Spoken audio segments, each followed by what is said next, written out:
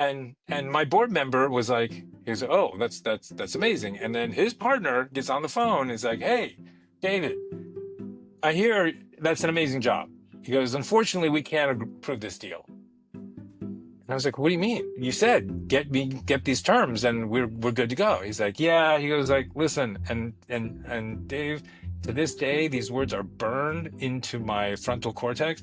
He said, I don't give a fuck about you or your business. My fiduciary responsibility is to my LPs. And this is not a right deal for us. He goes, you have a great deal and a great valuation from GE Capital. Do the GE deal.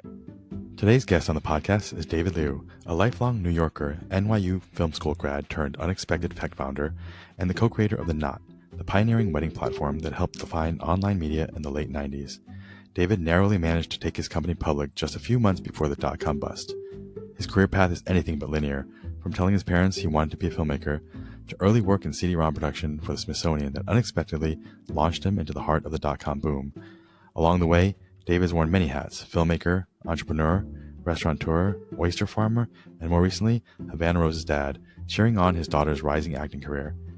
In our conversation, David shares how film school prepared him for startup life, why storytelling is an essential skill for any founder, and the probable meeting that turned The Knot from the worst business idea AOL had ever heard into one of its biggest early investments in just 90 seconds. We talk about navigating stereotypes, bluffing with confidence, building early internet advertising from scratch, and how a curated wedding registry became a runway hit before the word e-commerce was mainstream.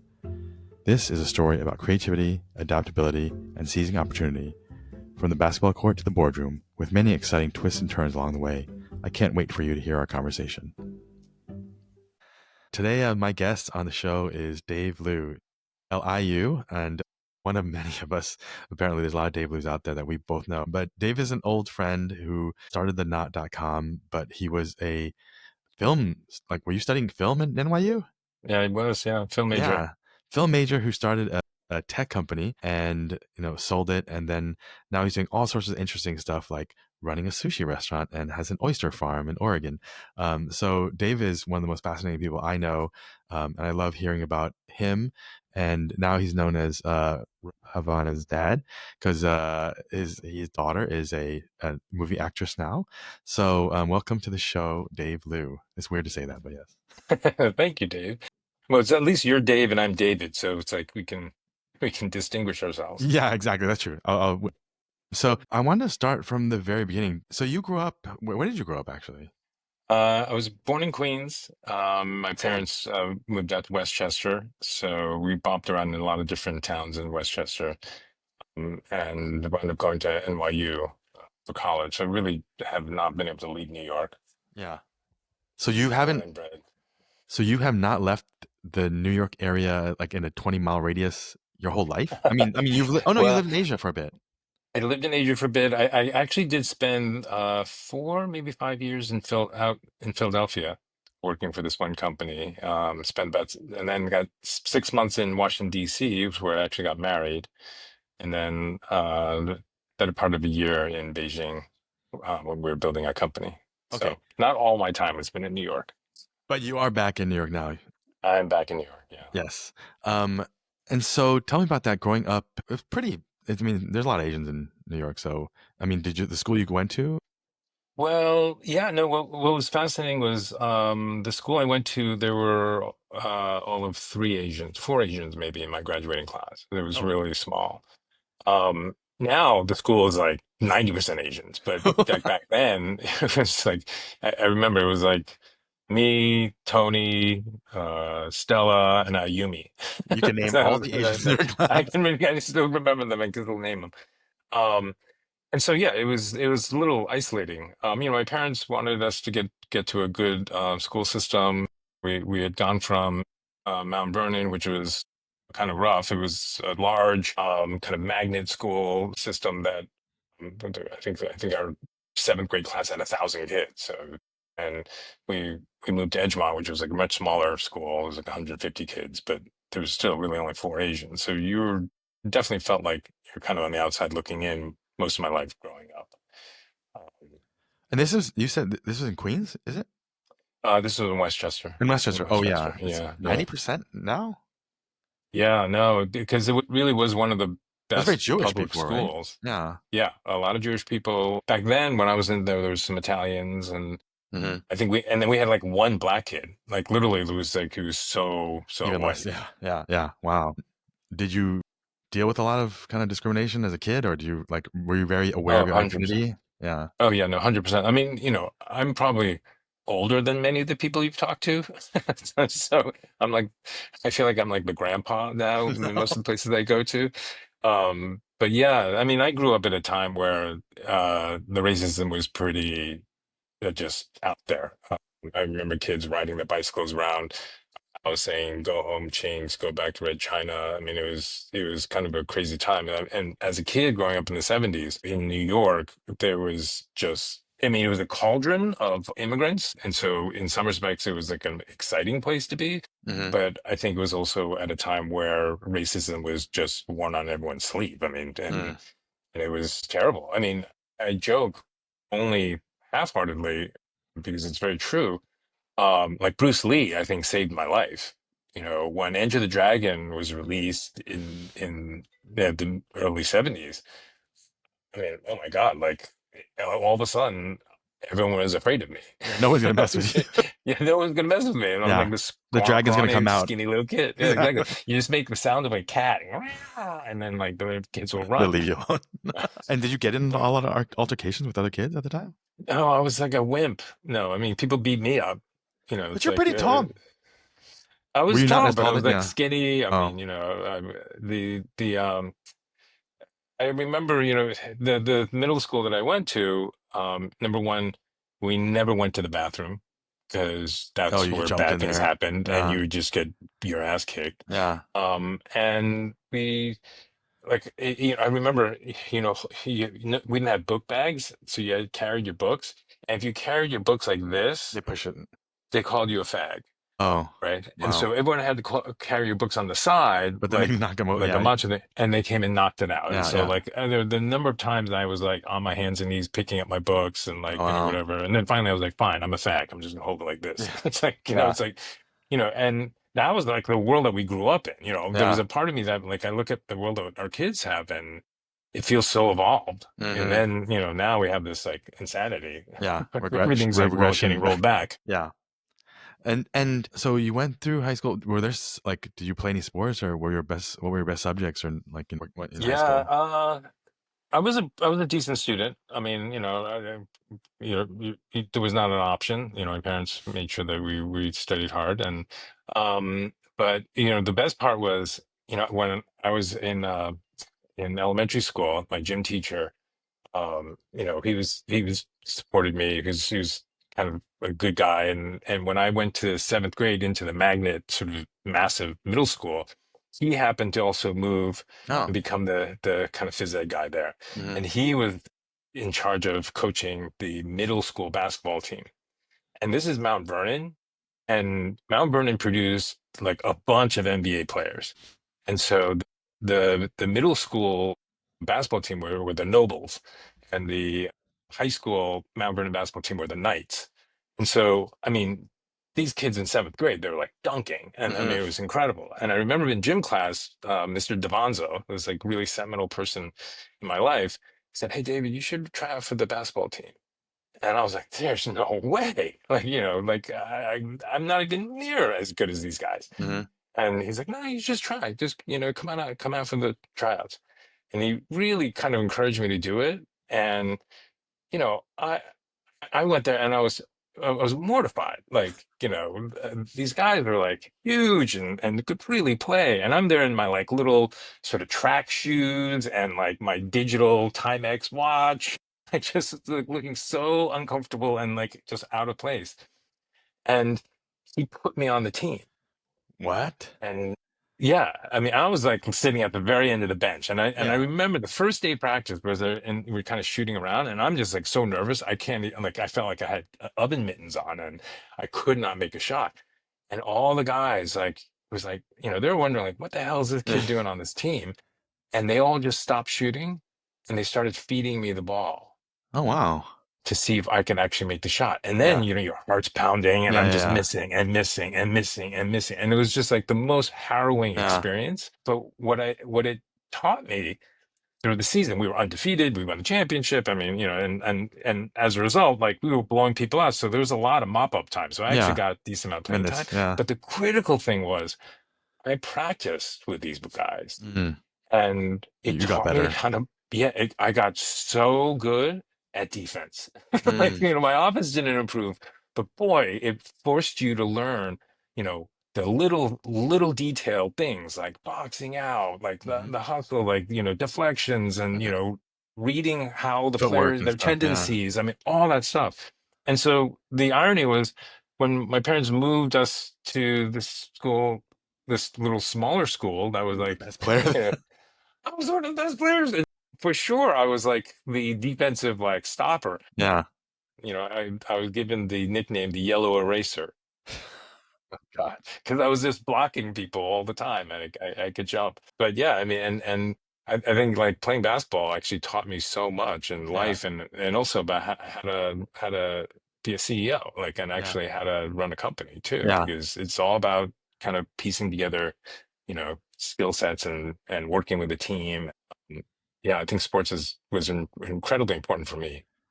Well, that's interesting. So your parents, I mean, they let you play basketball in high school, but like, tell me more about that story because a lot of parents would encourage them not to play sports, and then you went to NYU for drama. Is like how where do your parents come from, and Yeah. how are they so accepting of all this stuff?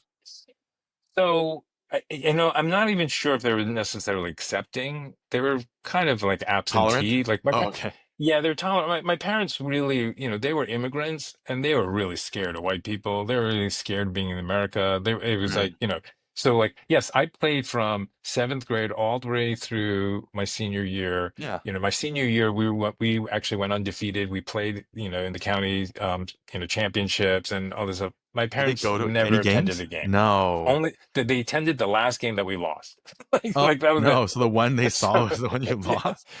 Wow. So they were kind of I mean, to say they encouraged it is kind of an The overstatement, stretch. but Yeah. they, yeah, I think they, we were kind of very much independent and, did Mm. the stuff that we They wanted. just trust it. Yeah. Um, yeah, I mean, like the stories like I had this amazing art teacher who, like, my art class was like the last class of the schedule, and then I had to hang around an hour and a half before basketball practice started. So he'd always like, say, "Hey, let's watch these short films," and he would borrow these films from the Donnell Film Library in New York, and it's like growing up in the suburbs, all you've been seeing are things that you saw at the multiplex, right? So it's Hmm. like the big Yeah. blockbusters, Airplane and Yeah. whatever. And all of a sudden, he's bringing like these films from like by Peter White and Stan Brakhage and then Warhol and like these really experimental things that like, Hmm. for a young kid, I was like, what is this? Like, this makes no sense, but this is Yeah. amazing. It's like, I was so fascinated by that. And it kind of inspired me to think about like going to film school. Like, that's what Yeah. made me want to sort of explore film as more of an art form. I Yeah. mean, I loved storytelling, but it was also like, wow, this is opened my mind. And I remember during the college application process, there was one night my father and I were making dumplings and my dad was like, "Hey, so what are you thinking? Like we're getting these letters from the different schools and Yeah. my older sister went to Yale and he's like, where do you want to go?" And I was like, I'm thinking I want to go to NYU to study film." And he got so furious. Yeah. Okay. Like just I mean, and I was like, no, this is I really want to do this. And he took the bowl of the xian, of the filling, Yeah. and just smashed it on the floor and yelled at me. I was like, what do you know about film? I'm like, I don't know much about that. That's why I want to go to school for it. And it was awful. And so Wow. um, I was kind of obstinate and stubborn at the time too, and I just went ahead and I remember I applied to NYU, UCLA, USC, and I think maybe there's maybe Oberlin or Reed were the only other schools that actually had a undergraduate film So you program. only That was applied to it. film programs? Yeah, I only applied to film programs, No, and that no was it. other options. You know, Wow. I got them to all of them, and they were like, "Oh, you should go to NYU. You can stay at home." I was like, "If I have to stay at home at I'm not. NYU, then I'm going to USC." But you They stayed. were like, I stayed in, but I stayed in the dorm. Like I wound up going Oh, to, got it, got it, yeah, got it. yeah. Did he ever come around? Yeah, I mean, it's like the fire kind of dissipates after a while, and you know, I don't think they ever necessarily thought it was a good idea, Right. and certainly, there were moments when I was, post graduation, I started thinking it was not a very good idea. So I'm like, what the hell? I'm not going to be able Yeah. to get a job in this industry. Yeah. Like, yeah, Ang Lee, bless his soul, made it, but he was in the graduate program while I was in the undergraduate Oh, program. wow. Yeah. But you know, there was nobody else. Yeah. There was no one, That looked like, literally yeah. like, and that was an industry where I quickly learned that you have to just kiss Yeah. and hope that someone will like, kind of mentor you and bring you up Yeah. because there's no career path. Yeah. And that's what I remember realizing that it's an incredible art form. It's something that I still am very passionate about, but it was not something that I could make a career out of it. Yeah. Well, let's dig into that more though. So when you got to NYU and you're looking around, most parents would never let their kids even go to this program, and so you don't only see Ang Lee maybe walking in the hallways, but two of you are the only ones there that are Asian. I mean, Yeah, were there honestly, any? I don't Yeah. remember any other Asian kids at all So was in the that when film you're like, program. this may have been a mistake? Because how am I going to make it in this? Like, because I mean, look, most of the folks that do this, their parents have some money that let them, like, this is how they're allowed to choose this, Right. But connections are everything in this industry. Yeah, I mean, I was mostly on scholarship, so Hmm. much of the tuition was paid for by scholarship. I had a small loan. I had a chip on my shoulder. I was angry as a kid, and part of it was because you feel like you're such an outsider, Hmm. and all through high school I felt that way, and then now in NYU it felt amplified a little bit. Mm, And so I kind of had this chip where I just wanted to prove people wrong. I just wanted to like, kind yeah. of just go ahead and do it. And post graduation, my dad had known some guys who had helped finance one of the first American films to be shot in Beijing by this guy named Peter Wang. And Hmm. I think it was called The Beijing Story. And it was Hmm. like very famous. It was like a lighthearted Yeah. kind of heartfelt, he goes home kind of story and Hmm. cultural kind of mishaps and stuff. And he was doing a second film. And my dad helped me get a kind of a unpaid PA position Mm, working on the production team. And I remember, I was making copies of the scripts for everyone and, making the coffee and, just doing all the basic assistant stuff. But I was like I was kind of a dick as a kid. Like I was just sort of like arrogant and hmm. whatever. And I remember reading a script going, hey, the third act is really problematic. It kind of falls apart. There's no third act actually. Like, and you've gone to film school and you feel like you've learned all these things and you've watched the great masters and stuff like that. So I went up to Peter. I was like, hey, Peter, you know what? The third act is really problematic. I don't think, it really works here. He fired me on the spot. I was like, Wow. okay, I guess I'm not cut out for this kind of work. Turns Yeah. out, guess what? The film never You were got right. finished You got. because the third act didn't hold up. And I was like, Gosh. but whatever. So he never spoke to you again. Yeah. Oh my God. And I don't think he ever made another film again either. But Oh yeah. hey, that's Wow. a whole other story. Well, so your But dad actually helped make that happen, though. yeah, I think by the end of it, when I finished my 4 years at NYU, he was like, okay, you need to find a You gotta job. find You need to do something. He's like, something, right? yeah. So he was like, but So were the professors like also? I mean, were they supportive, or was it more like you're never gonna make it? yeah, no, they were supportive. I mean, it's a creative community. I Mm, feel like, just and back then, we're talking early 80s. New York was just such a vibrant, yeah. creative space. Yeah. NYU was actually a real terrible school. I mean, and they were about to go bankrupt. Oh, The new president came in and started selling off property around Washington Square Park oh just to keep wow. it solvent, and he really turned it around. But Yeah. this was like New York, in the late 70s, early Yeah. 80s, which is like really Rough. Yeah. challenging, Yeah. but like creative. Like Yeah. that's what it was such an exciting time to be Right. in New York. Right. and I remember the professors were really amazing. They, Yeah. they all were incredibly passionate about it. And this was also the heyday of Yeah. independent American film Yeah. making. Like some of the greatest, films were made during that period of time Totally. too. So there was just a lot of excitement around that. I mean, Yeah. towards the end of my term, things were becoming a lot more commercial. Like, suddenly people were Mm. were trying to figure out, how to make the big blockbuster, and then Hmm. how do you finance, and that wasn't the mindset when I first entered the school, Yeah, because there weren't and blockbusters until like, ET and other yeah. stuff kind of coming out. Yeah.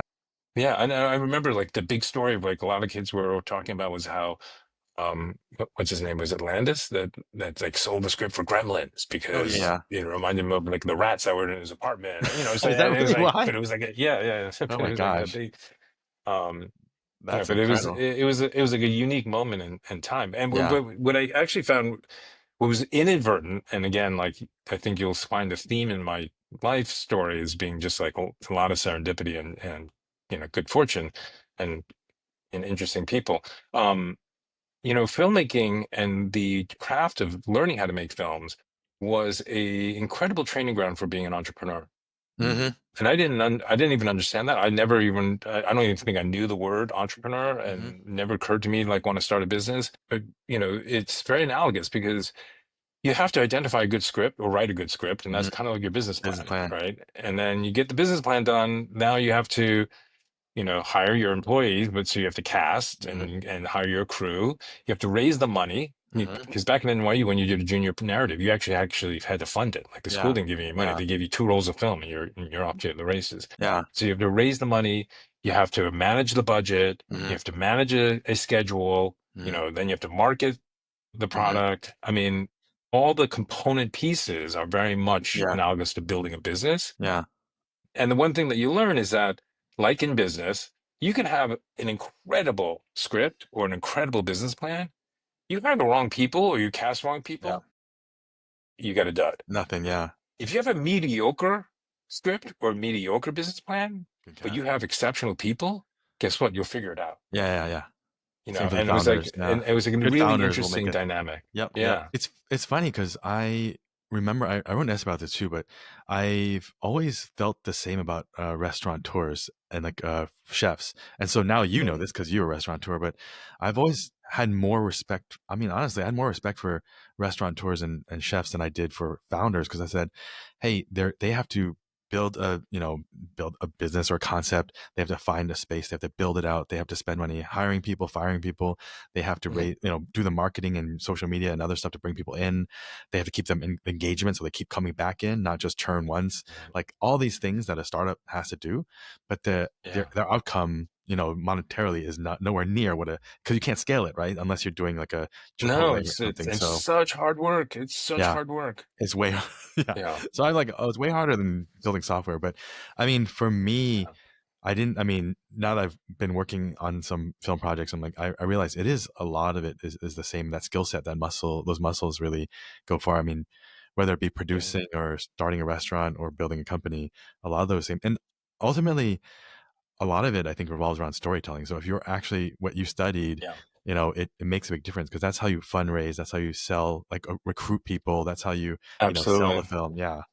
Um, That's what, and I've advised a lot of startups and entrepreneurs, and one of the things that I tell them is like I'm kind of surprised that they don't even emphasize this within MBA programs, and they nope. might be doing it more now. But it's like the power of narrative and the Hmm. importance of storytelling is Hmm. so essential to every component of Everything. building a business. Everything. You want to raise money, you better be able to tell a really good story to your investors. You Yeah. want to motivate and animate your staff, you got to be able to get in front of like an all hands meeting and Tell tell the a really story. good story. Hmm. Like you want to sell your product, you have to tell a really good story to your customers. It's Yeah. like storytelling is so essential. Yep. And 100%. a lot of people, and particularly in business, are so bad at it. I mean, Well, I've in sat through Asian presentations where specifically. I'm like, oh my Yeah. God, I Yeah. know. Yeah. No, and Asians, like a lot of us grow up, that's not what we study. Like you study the STEM and not the English class or creative Yeah. writing and things like that. So, and when you're, I mean, I get it with math, with STEM, there's always a right answer. But I mean, I always tell people, But it's like, people don't remember the facts. People remember how they felt how you made them yeah, but feel. you know what? Even within STEM, I mean, this was so eye opening. So I actually wound up uh, trying to go back to grad school. Like I had kind of gone off and tried to, Before or after the find knot? some before the knot. Yeah. Oh, okay. And it was an interdisciplinary program. Like I started working with this video yearbook company, and Hmm. I started running the production. And at one point, we were actually the largest post-production facility on the East Coast. We were producing more cut footage than ABC News. This We had videoation? like three, yeah, video aviation. We had 300 school. I mean, it was insanity. So I was like actually trying to find ways to make our process more efficient. And I discovered this interesting little startup out of Boston called Avid Technologies, Hmm. where it's like literally digital editing was like just beginning to Yeah. appear.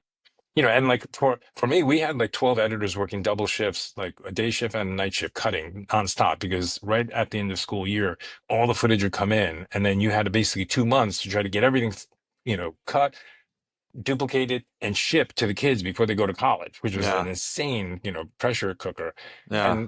And the biggest waste of time for a lot of editors was scanning through the footage. Like you had a Hmm. 120-minute Man, VHS tape. It's like, AI would do that and so it's quick all right now. garbage, Yeah, right? Oh my yeah, God. Yeah. And exactly. And digital, like if it was digital, you just bop and you yeah. pop to the exact moment.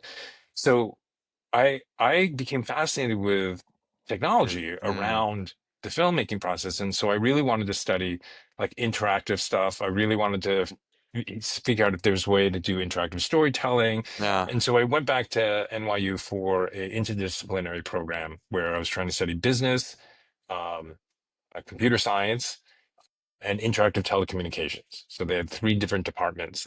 And this one school at NYU allowed you to put together your own program by picking Hmm. classes from every department at NYU. Hmm. And I remember I was in this early rudimentary, like the programming 101, like we were programming in Pascal, and I'm terrible at programming. Like Hmm. I was a good math student, just being Asian, but like programming was just not my thing.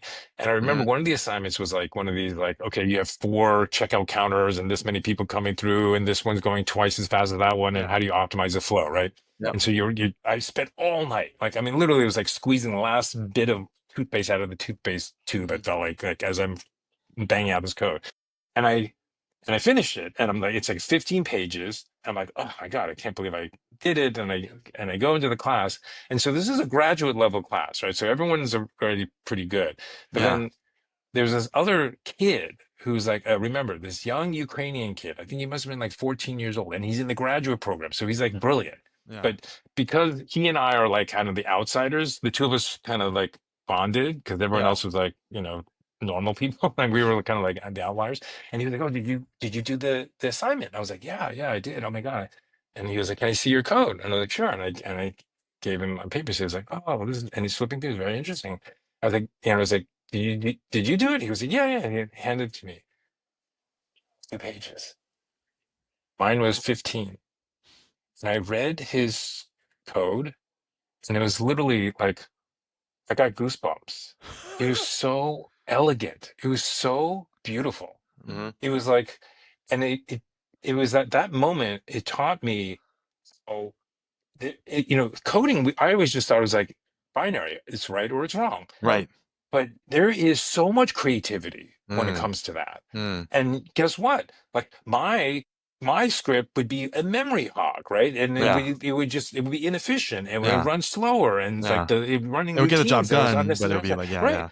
yeah, Yeah. His would have been like lightning fast, yeah, like memory efficient, and just like it was so I just remember like it that struck me, and it really carried forward because as I was building my business, I was able to really appreciate my engineers yeah, who cared to yeah. go that extra mile, To write because elegant you code. can make that program do what you wanted to Totally. do, but If you can you brute make it force, do it if you brute force well? it, yeah, yeah, yeah. Wait, Yeah. so did that Ukrainian go start some billion-dollar company after? I don't know. I don't Yeah. No. know. But I never get. I mean, I wound up dropping out. Oh, So, okay.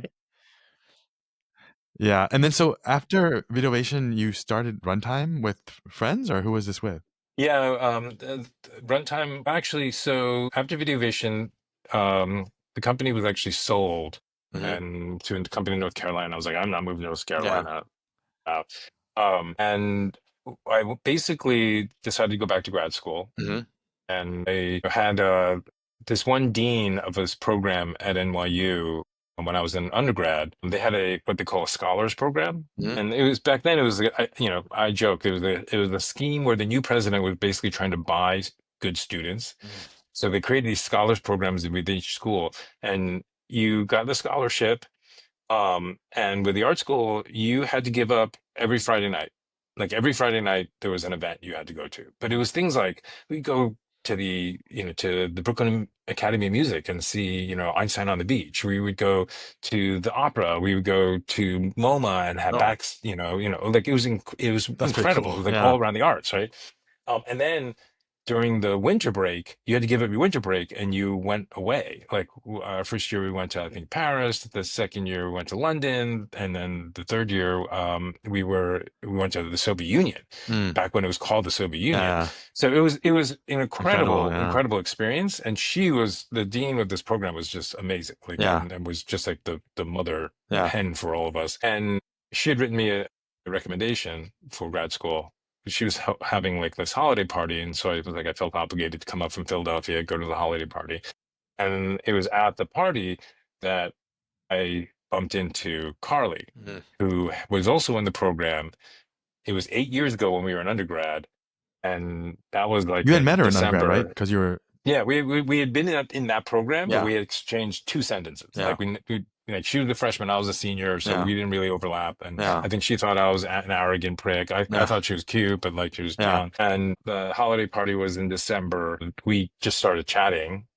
We went on a date in March, and we were married in July. And in that That. process, I'd moved to DC, and we got married in DC. She was working for the Smithsonian at the time, Oh. and she was doing photo research of this big exhibit, the single largest exhibit to assemble artifacts from every Smithsonian Yeah. museum, was going to Japan to commemorate the opening of trade. Mm-hmm. And we looked at it, and I just started my program, the Interactive Telecommunications Computer Science Business Program at NYU, and we said, hey, look, back then, the new media that was going to Yeah. change everything was Digitized. CD-ROMs, Yeah. right? Yeah. Yeah. And so we went to the Smithsonian and said, listen, the American audience is not going to get the benefit of seeing this incredible exhibit. We had Yeah. everything from, they had everything from the Apollo space capsule to Yeah. Dorothy's ruby slippers Yeah. to Dizzy Gillespie's trumpet. It was amazing. And we said, you should do a CD-ROM, like American history CD-ROM. Yeah. And they were like, oh, yeah, that's fantastic. And, and we're like, really? They're like, yeah, if you can find the budget, you can do it. And we thought they had a budget, right? And they're Yeah. like, Yeah. and so we went to the Egghead software. I remember Oh pulling yeah. off all the different discs, like, Yep. Encarta, like, Yep. whatever. And we started faxing a proposal to all the CD-ROM publishers Uh-huh. with this idea. And this one group out of Portland, Oregon, like called us up almost instantaneously and said, hey, we are doing edutainment discs. So Mm-hmm. we have Life, we're licensing Dr. Ruth, we're Mm-hmm. licensing Life magazine, we're licensing all these different. He goes like, and American history, Smithsonian is like bullseye for Yeah. us. And they flew out, they took us out to dinner at Smith and Walensky's, and they basically said, and it was kind of probing like who we were, what, like I was in school, and the guy, and I'm not kidding, takes out the cocktail napkin and writes down Gold Master CD delivered June 30th, which was like 7 months away. And then he said, how much what do you think it'll cost to make it? I had no idea. Literally, I was like, so I just thought Throw about out a a big number. I number. was like, $100,000? He writes $100,000. He goes, sign here. And Carly and I were like, that real? I was like, can we go to the bar to discuss it? He goes, yeah, sure, sure, sure. So we go to the bar. I was like, that can't be a legal document, right? I mean, this is ridiculous. Like, who's ever heard of something like this before? Should we sign it? And we're like, yeah, why not? Like, if it's not legal, like, we should just Yeah. sign it. And came back, signed the napkin. And the guy goes, well, this is not a legal binding contract. I was like, I assume so. He was like, but this was a test to see if you guys really have the chutzpah to actually do this. And you know what? If you think you can do it, we'll fund it. And I went back to school, hired all my classmates. We assembled and we had this like temporary office, and we built this CD-ROM in like 6 months and under budget. We actually made some money on that budget. Oh, And back then, no one made money on CD-ROMs. No one bought sure. CD-ROMs. But these publishers were so aggressive, and Yeah. they were really good at what they did.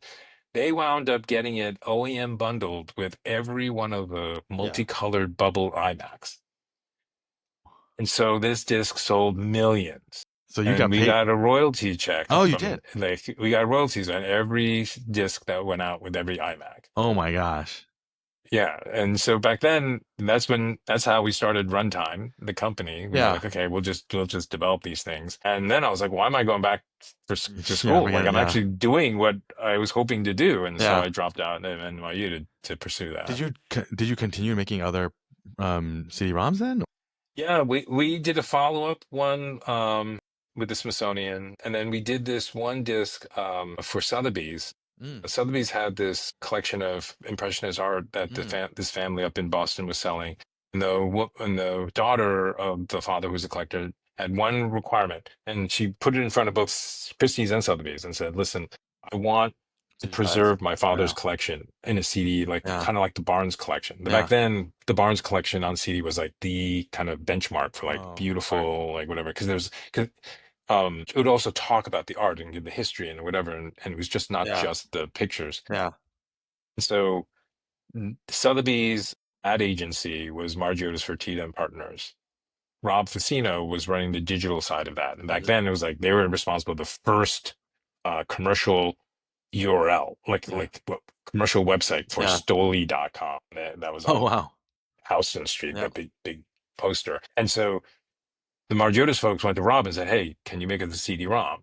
And Rob was like, "I don't know anything about CD-ROMs." And he had a friend from NYU, because he was also at NYU Film School, Michael, who was like this connector guy. And Mhm. he said, "Michael, do you know anyone who can do a CD-ROM?" And Michael's like, I think I remember Carly has done a CD-ROM. And so literally it was like Rob called Michael, Michael called Carly, then the four of us came together and we produced this CD-ROM for Sotheby's, and it won all these awards, and it was Mm. really incredible. Like we would like be able to like fade out parts of the Chagall and highlight the thing, and like Oh we had wow. an art historian do voiceover. I mean, we totally overproduced the thing. Like Sure. Sure. here were frustrated filmmakers who just wanted Yeah. to, You like, want. you know, we had like original music composed for each one of Yeah. these pieces and stuff. And by the end of the project, the four of us sat there and was like, wow, we had we work really well together. We all have very different skill sets. It'd be kind of cool to see what else we could do. And Michael had heard that AOL was investing in content companies because they Mm. needed people to stay logged online. And I remember at the same time, Rob had come in and said, "Hey, look at this interesting program. We're doing research, blah blah blah. Um, See this blue link?" He goes, "Click on that." And we clicked on it, and like a page comes up. He was like, "This page came from Sweden." And we're like, "What? What do you mean?" And he's like, "Yeah, it's a hyperlink." And it was like this application called Mosaic. And the thing that's funny about this is that for us, I mean, like Silicon Valley people and the tech people were thinking completely different Yeah. about it, Yeah. right? We looked at this and we're like, wait a minute. We, we all went to film school. I Yeah. knew writers who were trying to get publishers to sign them, right? We knew musicians who were hoping the A&R guy would show up at their gigs, right? If you're a film, you were hoping like someone would buy your script or whatever. Yeah. The gatekeeper was always the distribution Yep. of your work. Here, we're looking at this thing that was like, wait a minute, I clicked on this and it just comes from Yeah. some other place. Like the middleman is disintermediated. Yeah. We're like, wow, Yeah. this could change Everything. media Yeah. forever. And so our initial, like, a lot of people don't know this, but the four of us, we started a company called Element Studios, and the whole goal was to have Element Studios become like the new Hollywood studio, like Mm.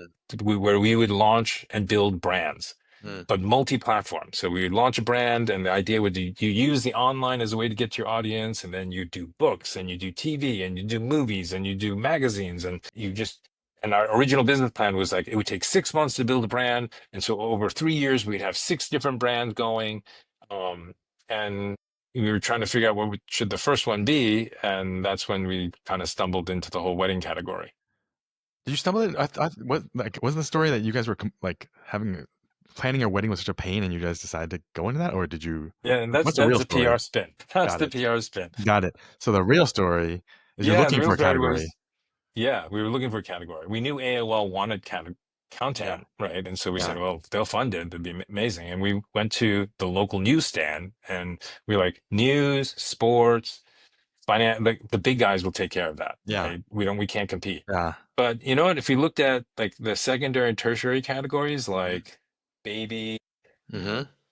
shelter, travel, Yeah. women's interest, Epicurean. Mm-hmm. And then, but the thing that popped out at us was like, if you looked on the newsstand, the fattest magazines were the bridal Oh yeah. magazines. Yeah. And Rob, who came from the ad agency world, was like, look, this could be an ad driven product. And, Yeah. you know, we were totally duped. Like, we didn't realize that those wedding magazines, they practically give those pages away because Either they're way. just trying to get the brides to buy the magazines. Yeah. So we very, you know, there wasn't an MBA among the four of us, and so we just totally just didn't do the proper research, and we were like, oh, we should do weddings, Right. and I But remember people we spend a lot of money on weddings, so clearly they spent a lot of it money wasn't a weddings bad place to go. for Yeah. sure, right? No, so we put together this whole deck and was like, oh, it was the concept was mom cubed. It was like you have access to your mom, but you have access to everyone else's mom. You know, we have this network of women, and it was like all about the community, and you know, we were gonna sort of crowdsource information, And so this was we three dudes and Carly. and Carly, yeah, So only exactly. one woman among the group was thinking about this stuff. Exactly. So she was in charge of all the content. Rob was, you know, really great at the marketing. You know, Michael was really good at sales. And, you know, because I had worked at Videovation and had actually run a P&L and so like, so I had to I was kind of relegated to do the books. You know, Yeah. I De worked on the facto numbers CEO and I then, was or terrible at that too. Like I had no accounting degree and I didn't know how but to does that make put you a together a P&L. de facto CEO only because you were the guy doing the business and money? Unfortunately, that's what, yeah, It wasn't a fight for that's, who I want to be CEO. I no. want to be CEO. It was No, you no, get you no. get So even before that point, we were just like it was like the four of us were just we worked together. And there was no one in yeah, charge. Like we yeah, kind of everything was done team. by committee. Yeah. But I remember we drove down to Vienna, Virginia, we had a meeting with Ted Leonsis Mm-hmm. set up because Michael's brother, friend. I mean, Michael's just like the hyper connector. Like he was able to any meeting, any Michael's one of person he could the get. Michael's one of the four co-founders. Yeah, one of the four Okay. co-founders. And so, you know, we have this deck, we present it, we bring like, you know, wedding magazines of show and tell and something like that. We sit down. And I remember we're at this really long conference table. Ted's sitting at the head of the table. I'm on his right hand. And then the four of us are here, and his team is facing us. And, you know, Michael and Rob are great presenters. They do the whole thing. Carly talks about whatever. Like I'm the shy, quiet Asian guy who does not say a thing. Not And storytelling. yeah, not storytelling at all. And Ted looks up and he's like, how long is the average engagement in the United States? And we're like, well, it's 9 to 13 months right now. He goes, okay, 9 to 13 months. He goes, so you're telling me your lifetime value of your customer is 9 to 13 months? And you're like, yeah. He's like, how the hell do you ever make your money if your customer is only with you for 9 to 13 months? How do you ever recoup your marketing, you know, budget? So it was like, this is gotta be the worst business I've heard of. And I remember sitting there, you know, we were up all night. We drove down to Yeah, Vienna, yeah, yeah, Virginia, and it's like we are kind of tired already. And I just was like, oh. yeah, And I remember thinking, he's right. We're we're we're idiots. yeah, Like, why didn't even we think of that? Like we yeah. totally and I was like ready to just pack it up. And to this day, I credit Rob, who stands up and he's like, well, he's like, listen, Ted, um, I understand that your model is subscriptions, and you guys are carpet bombing the world with free you know, 60-hour CD-ROMs, you know, from AOL. Because remember, and for many of your audience who are too young, like back then you had to pay $19 an hour to Yeah. log on through like a dial-up modem. Yep. You know, Yep. that was the internet. And Rob says, "Look, I get it. If you're spending that much money on the CDs, you need the customer to stay with you forever or for a really long time, paying you the $19 a month to recoup that cost." He was like, we don't have that model. We we like the fact that our audience churns every 13 months because they're spending like $30 billion on their weddings, and our advertisers like the fact that we will replenish our audience with a new group of people with the same spending Yeah. and the same urgency of spend. Yeah. And Ted looks up and goes, well, we don't have advertising on AOL. And there had not, there was no advertising on It was a AOL back then. subscription. Yeah, yeah, yeah. I Yeah, remember it. Bob Pittman had not been hired yet. Yeah. And Rob says, "Well, we plan to sell advertising." And Ted looks down at the bride's magazine. He picks it up and he goes like this. He He goes, he fell for what you fell for. "Yeah, no." He smells it. He's like, "I don't know anything about this business, but I smell money." He goes, "Let's fund them." We went from the worst business idea he had ever seen to let's fund them in 90 seconds. I Wow. mean, I sat there, I was like, what just happened? Like, really? Wow. And we were one of the biggest investments in those early days that AOL had made in the content business. Mm-hmm. iVillage was Mm-hmm. the only other one that received more money. We got 1.6 million from AOL to launch that. Wow. And we may have been one of the first people to actually have advertising On on the AOL. internet. Oh, on the internet. On the internet, because like I mean, there was no there That's was true. no like IAC, IAB, Yeah, and yeah, yeah, yeah. or banner sizes. We were making That's shit right. up. We were That's making true. creating clickable like pictures and stuff. Oh yeah, because if you can link words, why wouldn't you be able to link pictures? Like just to Right. made sense. Oh wow. I mean, like one of our first ads we sold to Nicole Miller, and she had this cute line of like bridesmaids dresses, and so we had her come to the office. We show her like the little banners we created that were going to run on our home screen, and I remember Rob was sitting there explaining to her, I was like, and this is your, she was, oh my God, that's so cute. And he goes, and you click on it and the little link, and she was like, oh my God, where will mine link to? Yeah. And we sat there and like, oh my God, she doesn't have a website. We just sold her an ad campaign, Yeah. and You're Rob's like, nowhere. well, they'll link it to a directory of dresses, of your dresses that we're going to build for you. Literally, like we were like making Making shit up as up. you went along. So you did you make that for her or did she make a Yeah, no, website? we did. No, And we that's how you did. started doing. Oh wow. Yeah, we basically started building full service solutions for people who were buying advertising.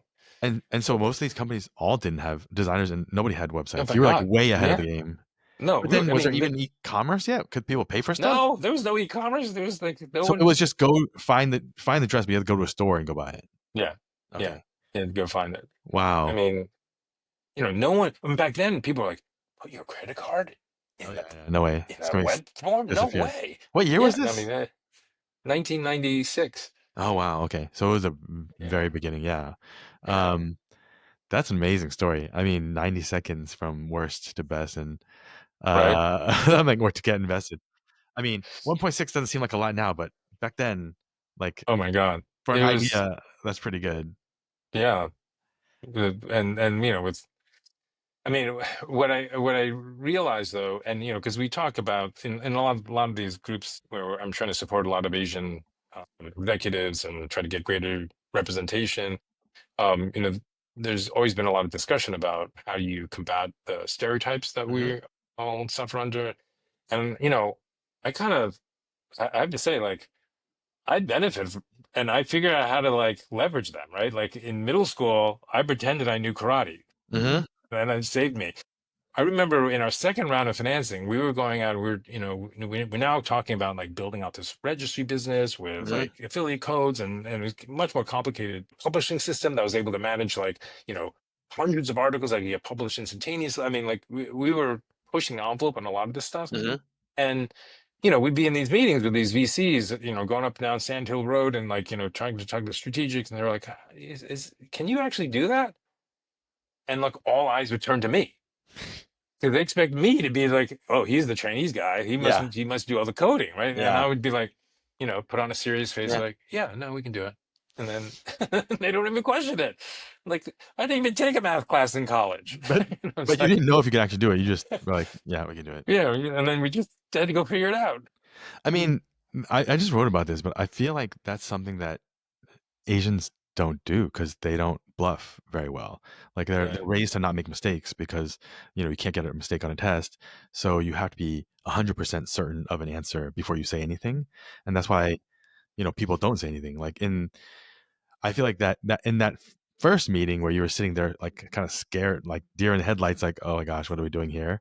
Um, and to the next one where you're like, yeah, we can do Right. that. I mean, it's like Exactly. night and day, but it's also says a lot about if Rob wasn't a good storyteller, even if he was bluffing whatever he was saying, Right. like you have to be able to convince someone, and that was, that's what he Exactly. did and changed the mind and got the money.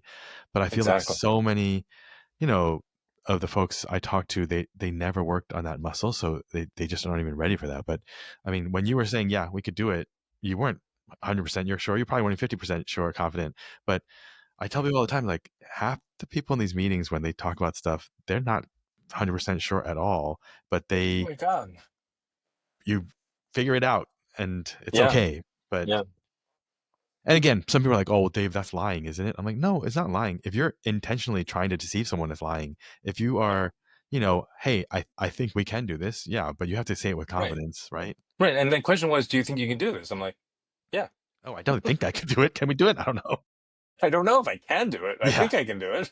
totally. Yeah. And so then you guys grew the business to add other like areas like the bump and Right. turn to XO. And at that point, it was all now it's beyond ad revenues, right? You started having did you have subscription revenue by then and other kind of No, so it was a really, really quick succession of like funding rounds. I mean, we got the AOL money 96, and then by 90, 2 years in, uh, we were starting to run out of money because there was no online ad business per sure. se. It was impossible to sell ads.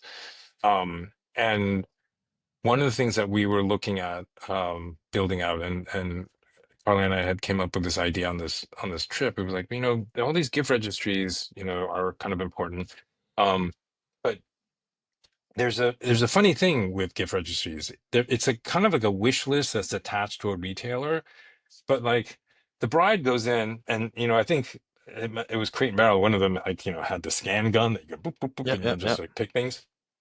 And so they're like, oh my, I'm just gonna scan everything. I, Mhm. I want this, I want this, I want that. Yeah. But what they were not understanding was that as a guest coming to a wedding, the gift that you give is a reflection of you, Mhm. right? And so even though you might want the king size pillowcases, Nobody wants like to when be you're remembered for buying you a king size right, no, pillowcase. exactly. And so we realized that there's kind of a giftability quotient for Mhm. each product. And so like if you had, let's say, four champagne flutes and a king size pillowcase set, and they're both like around 100 Yeah. bucks, which one do you think you get Yeah, right. purchased? Flutes, Right. so And so we said that's what's inefficient about the existing registries. Like you mhm. go into Macy's, it's just too much stuff, Mhm. right? And so we said, what if we were able to create a place where it was only the things that people Gotcha. wanted to give Buy you, you. Yeah, yeah. right?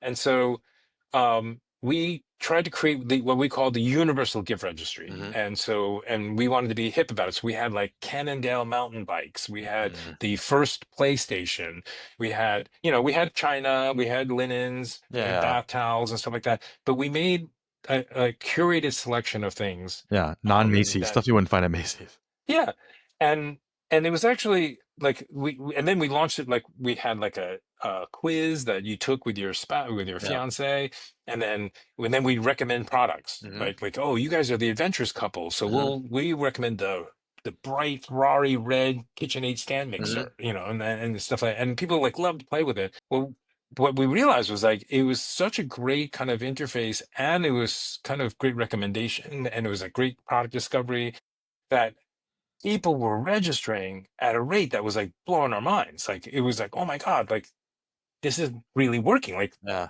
we had like, I think within the first few months, we had like 150,000 registries created on our site. To put Yeah. this into context, back then, Bloomingdale's had only 35,000 registries a year. Oh, wow. So 150,000 registries was like Mind-blowing, a yeah. bananas kind of number. And fortunately, the weddings are all like a year and a half away, Yeah. right? And so we don't have to deliver those products. We didn't even have the products, in stock. Like we were Yeah. like, Oh, so it wasn't like affiliates because there was no affiliates back then. It was like literally you had to go get those things for them we and had to go you get the became the products. actual you were doing fulfillment for these things? Yeah. Oh, Yeah. So we found this Dallas warehouse, like this little warehouse in Dallas. We started like trying to figure out which were the products that were most registered for. yeah. And then we actually had this one line of like very plain china that we actually bought from Italy that came in on a ship. And I remember like it came into the Houston dock. We had to make sure Yeah. it got it to the warehouse. I mean, it was kind of a crazy time. Wow. And we realized that this little warehouse was not going to be able to handle the volume if this kept going. Yeah. So we started this process of raising our Series A round, and that's where we came across Hummer Wimblad, Hmm. who like were like, oh my God, this is amazing. Yeah. They gave us $3.5 million to build this registry properly, and then to do the interface of that, Yeah. and then as we built it out and we started seeing the volume, we suddenly realized, oh my God, like it Yeah. was decided that we needed to build our own warehouse. Yeah. So we went out again to raise money, and this was now early '99, or no, like late '98. Like literally Hmm. within the year of actually raising 3.5, we were like out there trying to raise $10 million to build a warehouse. Did you raise it?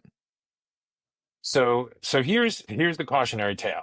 Because I'm like, you're getting close to the bubble time here. So Yeah, exactly.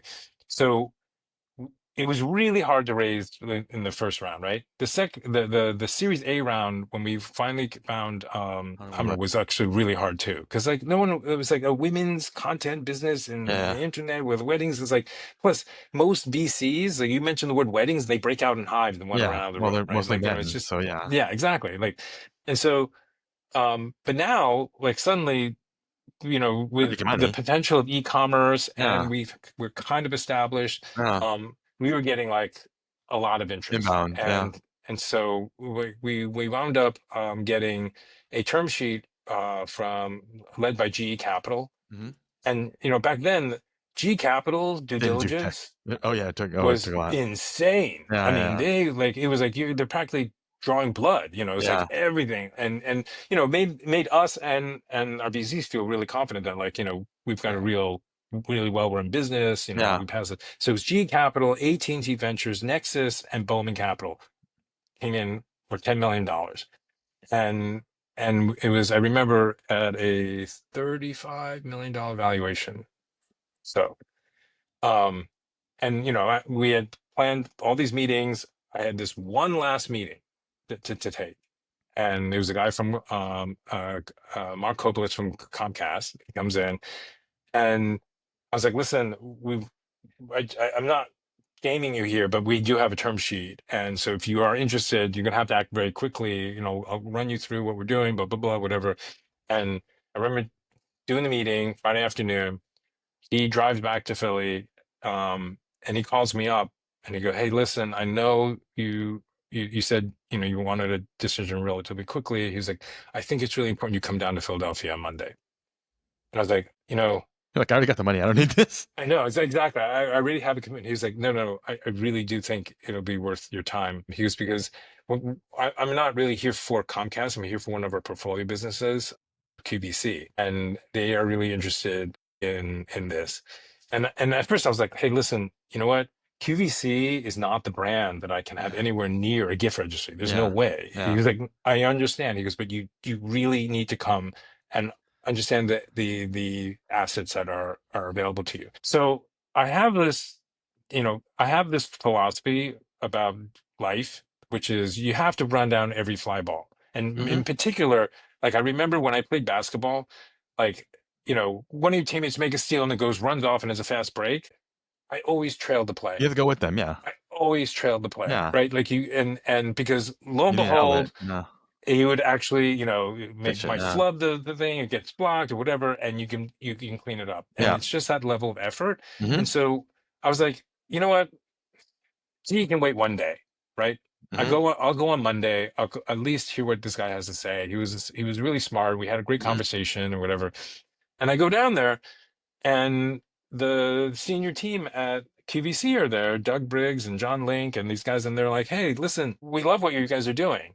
And here's what's interesting. We get business plans for gift registries all the time." He was like, "It's not hard making a gift registry. It's a wish list. You know what? That's easy. Hard part is getting the attention of the bride and groom. Hmm. And that's what you guys have done." And he said, "You want to raise $10 million to build a warehouse?" He was like, "Why would you even try to do that?" He's, he goes, "Use ours. we have 6 warehouses around the country. We'll allocate a space for you so you can actually fulfill out of our, because at any given time, there's a QVC box on every UPS truck in America. It sounds trite now because Amazon's everywhere, Yeah, but yeah. back But then that's they were the yeah. real leaders of Oh e-commerce. yeah. He goes, within 10 minutes of a phone call, an order placed, the box is on the truck at QVC. He goes, that's how efficient we are. Hmm. And then he took me into the studio and they were showing me like, and I still remember vividly, the woman's on there on air talking about these birdhouses, right? Like there's this little red birdhouse is chalking up, and I'm watching, and having been at NYU, like I understood the control room. Hmm. I'm like, I see the technical director, I see the whatever, but there's this extra monitor sitting next to where the technical director is, and there's like this little thing chart that's going Orders. and I was like, what is that? He goes, those are orders. And as soon as the red Bird. birdhouse hit the threshold, which hit their capacity and inventory, they cut to the blue, Yeah. and the blue started selling. And it was like, oh my God, this is insane. And then he said, like, and he goes, so what is the number one gift registry item in America?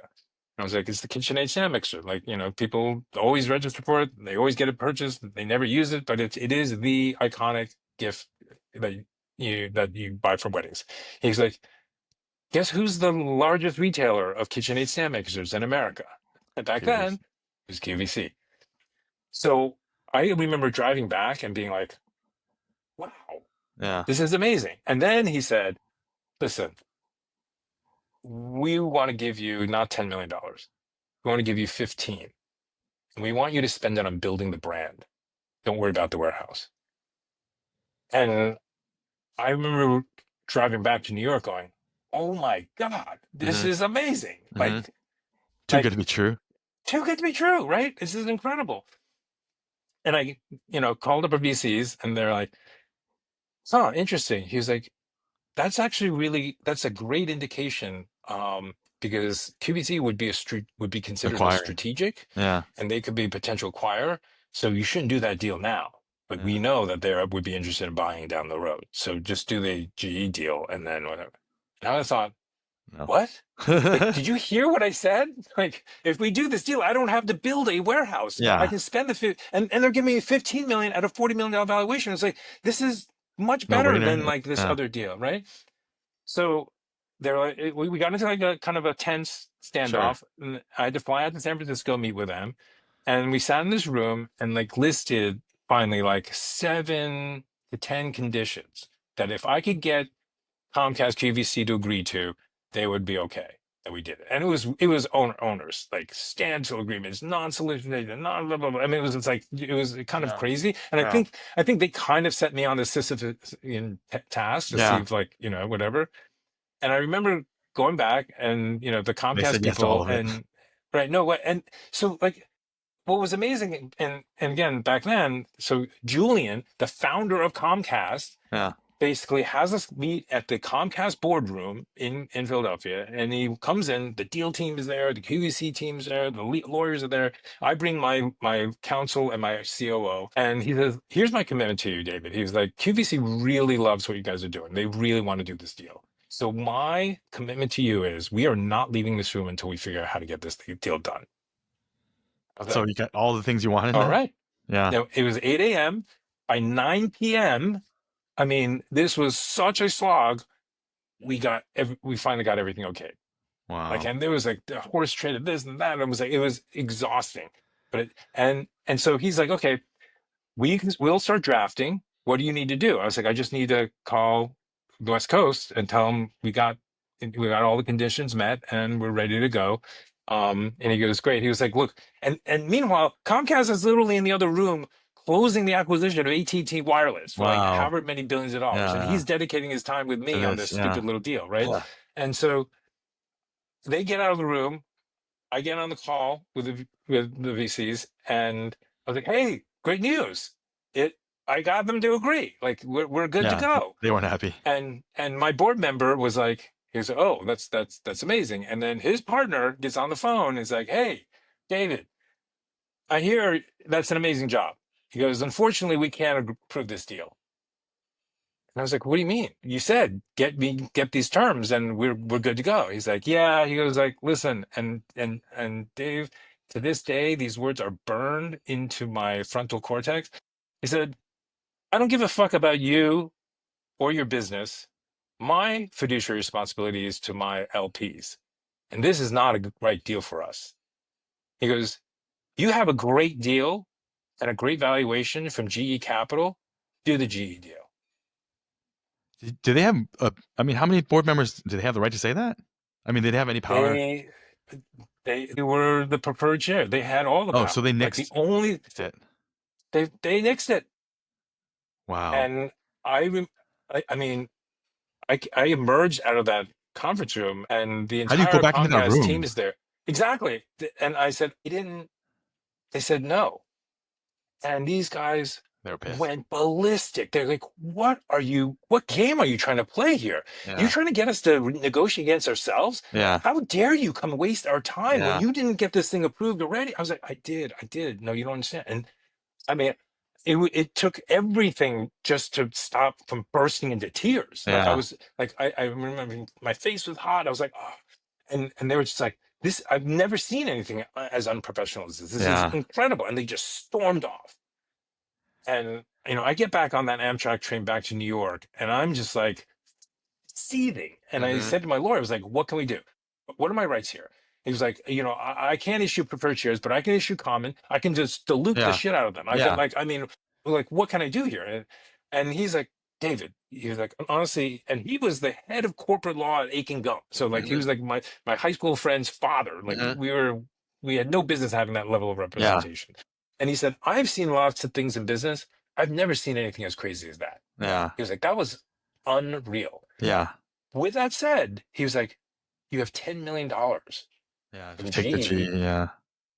I know this is not what you wanted to do. I know this is so wrong. But don't But blow it like, up. yeah, you guys have like built this amazing thing. This is incredible. And I went back and Dave, I was so upset. And Yeah. I got Rob and Michael and Carly together. And I said, this happened and this is wrong. Yeah. This is wrong. Yeah. And I can't do this. Yeah. And I remember Rob and Michael saying, look, you know what? Whoever thought we'd get this far, right? Like, this is kind of nuts. Yeah. We've Put it raised put it like, into perspective. 1.6, Yeah. 3.5. It's amazing, right? And he said, David, you make the call. We're going to back you, Hmm. which however you decide you want to go. Look, we can build something else if this doesn't work out, but like, you make the call. And like, we're starting to run out of money too now. And Yeah. so, Yeah. so I call up G Capital and I said, hey, and they're like, oh, we just heard from the VCs that that we're good to go. Like this is amazing. We're gonna celebrate. We're gonna come. And I was like, yeah, actually, no, I'm telling you that we actually can't do this deal. That's what you did? It's not right. Yeah. And the guy at GE goes ballistic on me. He starts yelling at me on the way. He goes, do you know who you're dealing with? You're dealing with GE Capital. You're never going to raise money on the East Coast again. How you can't pull a deal from us? I was just like, I can't do this deal. Like, and then I call a guy from Bowman. He's already on a plane. He's going to take me out to dinner give me a gift of bottle of champagne. So I had to go to dinner and explain to him at dinner, like, yeah, our VC's jumped the gun. We can't actually do this deal, and he was so mad. And so I killed the deal, and then I call up the VCs, and I'm like, hey, we don't have the G deal's done. It's gone. And it's up to you. It's like your 3.5 What do you mil. want to Like, do? it's like, what do What you do you want to want to do? do? Holy crap! You have the Oh biggest my God. balls I've not seen. But I'm I like, was that so is. mad. I was so mad. And so, they fly me back out to San Francisco. I'm at the meeting. They're really pissed. And, to her credit, Ann Wimblad comes back. She was in Davos and she comes in. She goes, what the hell's going on here? I leave, everything's great. And now everything's like a disaster, whatever. And she steps in and she goes, do you think you can get QVC back to the table? And I had developed a relationship with their CTO, and he knew how upset I was. He knew I'd not been playing Yeah. them. He Yeah. knew You got like screwed. everything. Yeah. I was like, I think I can. Yeah, I think I can because they know like this is the right thing. Yeah. She goes, okay, if you can get in the back of the table, we'll just do the deal. And You got it done. and we got it done. We literally got it done. And as we're closing the deal, they're like, okay, we're gonna fund. I was like, we need to fund like tomorrow because I'm not Oh, gonna make yesterday because we payroll. had And the they're money. like, Yeah. no, exactly. And they're like, Jesus, all right. And Wow. literally like and again, I remember this. It was a Tuesday. For whatever reason, Tuesday seemed loom large. We closed that deal Wednesday. Ruth Porat, head of the retail banking, the retail division for Morgan Stanley's Yeah. investment banking Yeah. division, comes in and says, "You need to go public." I was like, "I just raised $15 million. What do you mean we need to go Yeah. public?" She was like, "The window's about to close." I was like, "What window? What are you talking about?" What She's year like, was "No, this? 99." Oh my gosh, she was right. This is 99. Yep. And she's like, "Listen, Mary Meeker loved your business. We go have dinner with her at the executive offices at Morgan Stanley. They say, here's the plan, here's the timeline. June, we're going to start the process. We will do the bake off for the Yeah. other banks. We'll get you filed by September, right after Labor Day. We want to do the roadshow. You don't want us, you don't straddle Thanksgiving, so you Yep. get the roadshow done before Thanksgiving. We price before Thanksgiving, or maybe right after Thanksgiving, and then we'll get you out." And I was like, "Okay." I mean, this Yeah. is like February, March. It's like, oh my God. Oh my Like, gosh. I've got Morgan Stanley taking it public. I've Mary Meeker as our lead Yeah. analyst. Yeah. This is insane. Yeah. This is amazing, And this right? all happened in February The deal before with everything. Oh QVC closed man. in February, Yeah. and then so we had 3 or 4 months where we were just kind of beginning to prep for that. And then June, I call up Ruth. I'm like, "Hey, okay, so when do we start this process? Yeah. And when's the bake off?" And blah, blah. She was like, "Yeah, about that. We can't do that anymore." I was like, "Why?" She's like, "We had a client site competition, and so we actually can't take you public anymore." I was like, "What?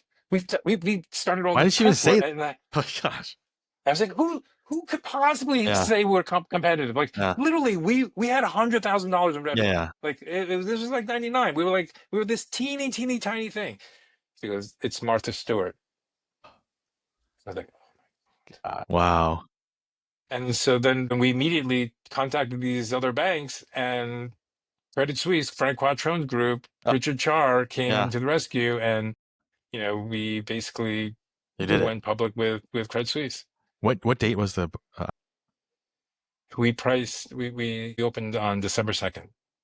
Wow. December 2nd, 1999. We were probably the last Last one. Yeah. consumer media entity to get out, because Yeah. everything went to hell in a handbasket right after. I had joined Yahoo that in that fall in '99, and then I was like, oh, I got all my shares are worth a ton of money, and then but it's 6 months later without worth anything. Oh my God. I know, Wow. it's crazy. So one question is, when you left Hummer Winblad offices in that meeting, did you see that partner who said he doesn't give a shit about you? Did you give him the finger and be like, Oh my God. I'm like, No, so again, like none of this, this is all hearsay or my supposition.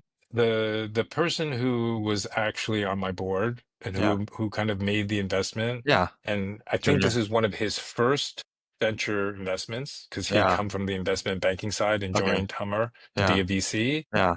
was Bill Gurley. What? And Bill was the one that gave me the 7 conditions by which I had to go get. And on that call, when I said I got them, John Hummer was the one that said, "Bill's nodding his head. He agrees that this is what we said." He goes, "Unfortunately, I'm the one that has to kill the deal." Who was that? John Hummer. And then after all this happens, strangely, Bill leaves Hummer Winblad and goes to Benchmark. To this day, I believe our deal, Made him leave and go because start yeah, because because it made him look bad, right? He's like, I gave you the my whole thing word, was and then terrible. It was yeah, terrible. And like, yeah. You why can't would you work do for something like someone that? like yeah, you can't work for someone like that. And I got to tell you, Bill is one of the smartest people I have Bar none, ever yeah, been in the bar presence none. of. And Yeah, he and I just maintained the communication and wow, a relationship well after that. Like, yeah, he's so smart. yeah, And he yes, pushed us to do like so many things that I really didn't think was possible. But he was the one that after our first board meeting, like, he was like, "David, this Four Migos thing is cute. It's not gonna work. not going to work." He's like, "We need one person to be the CEO, and Yeah, since you've been doing the numbers, you're it." yeah, yeah. Oh, okay, And so I he's the remember one being like, "What? Like, what do you mean?" he dubbed you Like, CEO. yeah, he literally, and I was like so not prepared for that. Like, I Right. was like, I was shy, I was quiet, Yeah, I was the prototypical like keep your head down, like scared Asian guy. Michael was so yeah. Why didn't he pick the other guys, like Rob or like Michael? I mean, they were the prototypes, no? He said I was doing the numbers. Like I was working with our part-time bookkeeper, keeping track of the finances. So he's like, you know what, you're the Well, person. good on Bill Gurley for pointing you out to, because I mean, Yeah, no, for sure. I mean, it practically cost my marriage. Like literally, like all of a sudden, like, you're her you boss. know, yeah, Carly was like, I'm not the type of person who would marry my boss. I'm like, well, I'm not the type of person who would marry my underling, but this is like not my doing. Like, Wow. So you're telling me that you had worked with Anne Winblad, Bill Gurley, Frank Quattrone, almost Mary Meeker. Like this is wow. So this is like yeah, prime time during that time. It was like, I mean, it was crazy. there should be a movie. You Yeah. should have a movie about this. You didn't. I know you're working on other movie ideas, but this is a script. But it's crazy because it's that move. I mean, do you think that if you took the GE money, you could have done what you did?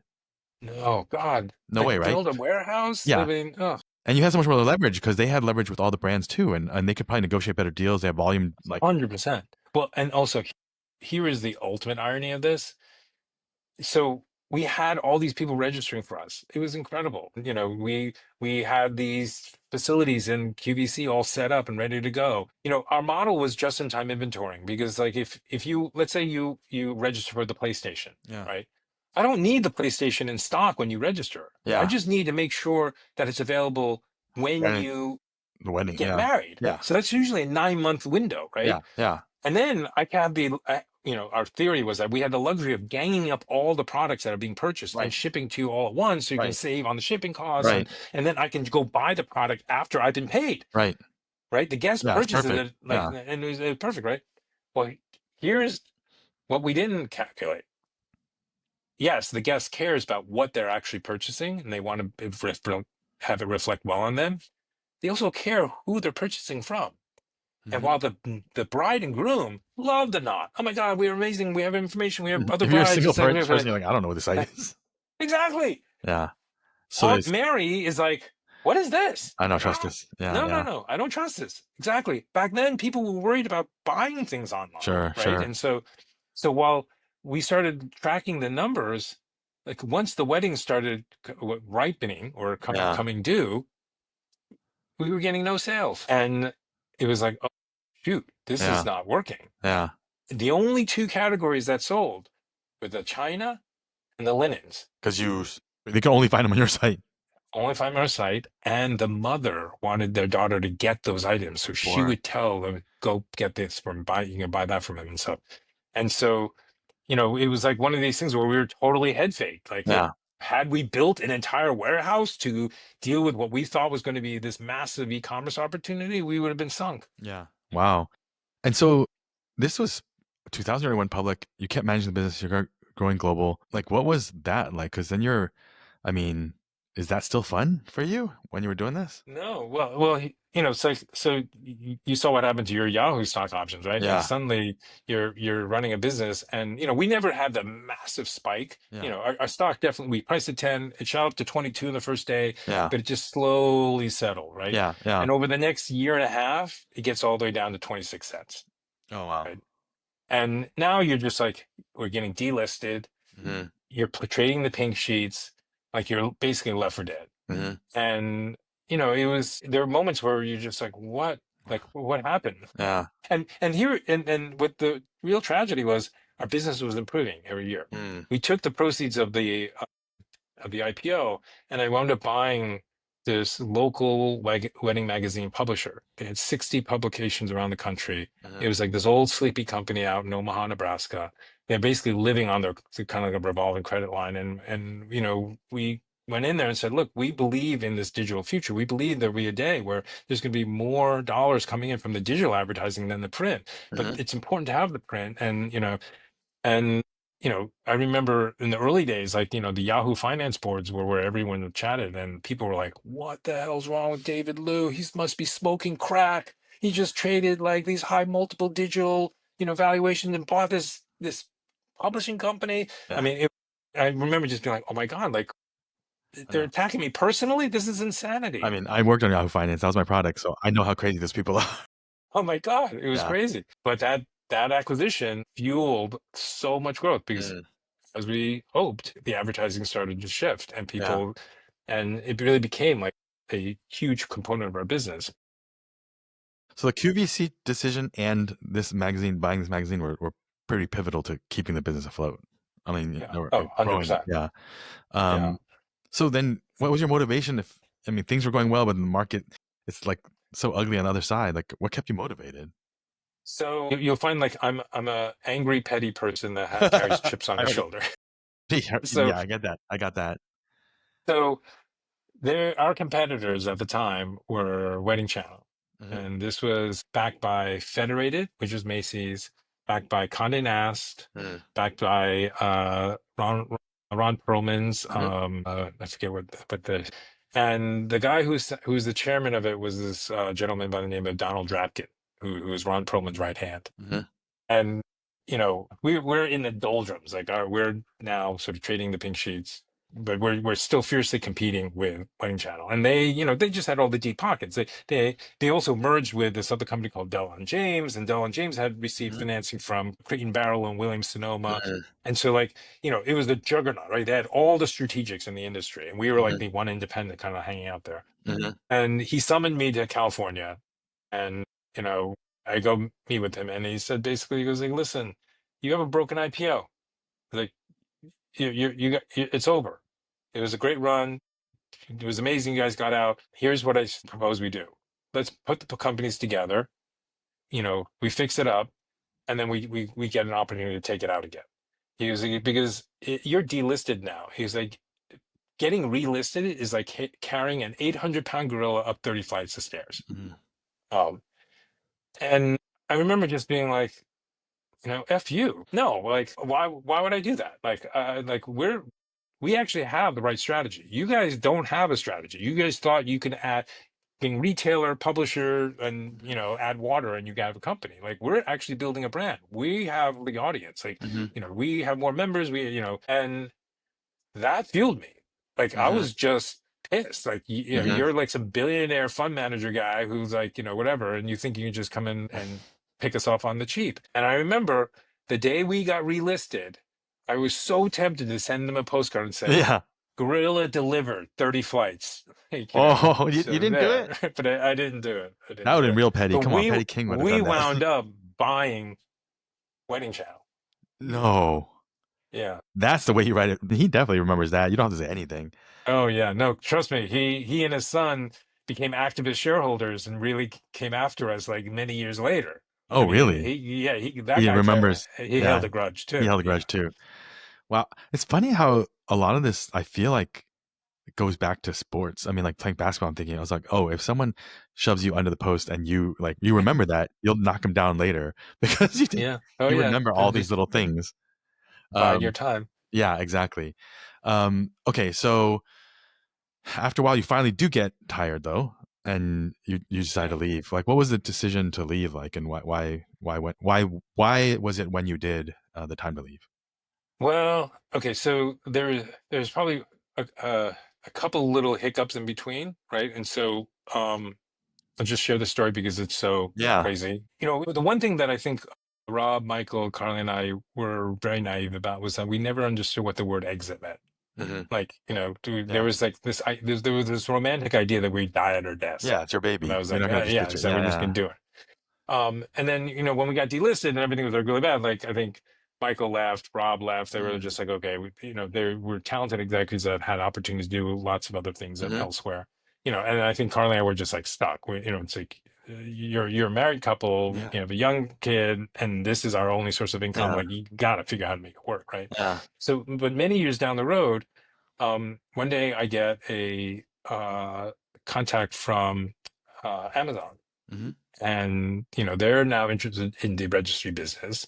They also are interested in us because we have all this media product. We sell these magazines. We have actually 13 books in print. Carly writes all these books on writings, and so we're a true multi kind of media platform kind of business. And they send their head of corporate development guy over to say, would you be interested in entertaining a tie-up with Amazon? And I remember thinking, like, is this real? Like, this is how they kind of approach people?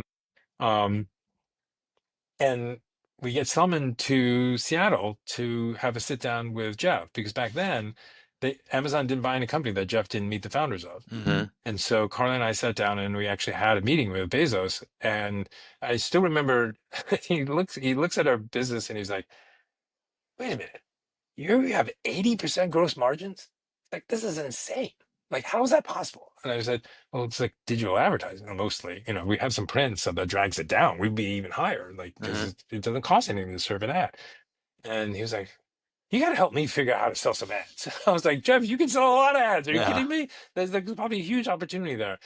And we totally hit it off. It was like, Mm-hmm. yeah, I mean, I found him like so incredibly smart. And Mm-hmm. like, and we talked about like the branding, the strategies and whatever. And like, we wanted to actually bundle all our planning stuff into a special Kindle that we can gift the brides, and Mm-hmm. and they would have local advertising baked on it. I mean, it was an amazing sort of opportunity, we thought.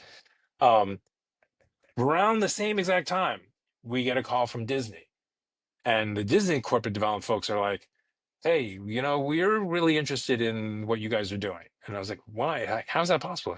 And we sit down and I meet with the deal team there, and they said, because you actually represent the hole in our donut. I was like, I have no understanding what that means. He's like, well, he goes like, look, we have kids, right? Disney, obviously. We have teens with High School Musical Yeah. and blah, Disney blah, blah. He Channel. goes like, Yeah. we have men with ESPN. Mm-hmm. We have older women with Lifetime and our sort of like, he's like, what we don't have is that moment of family formation where people go from young adults to becoming family. Mm-hmm. And that's what you guys are. And if we can bridge that gap, because like we would have the full spectrum of the demographic Mm-hmm. representation of consumers. And I thought like, wow, that's like an amazing way of looking at it. And that's, Mm-hmm. that's great, because I didn't want to just be like, an impression generator. Like, Mm-hmm. we had real strategic value, and Yeah.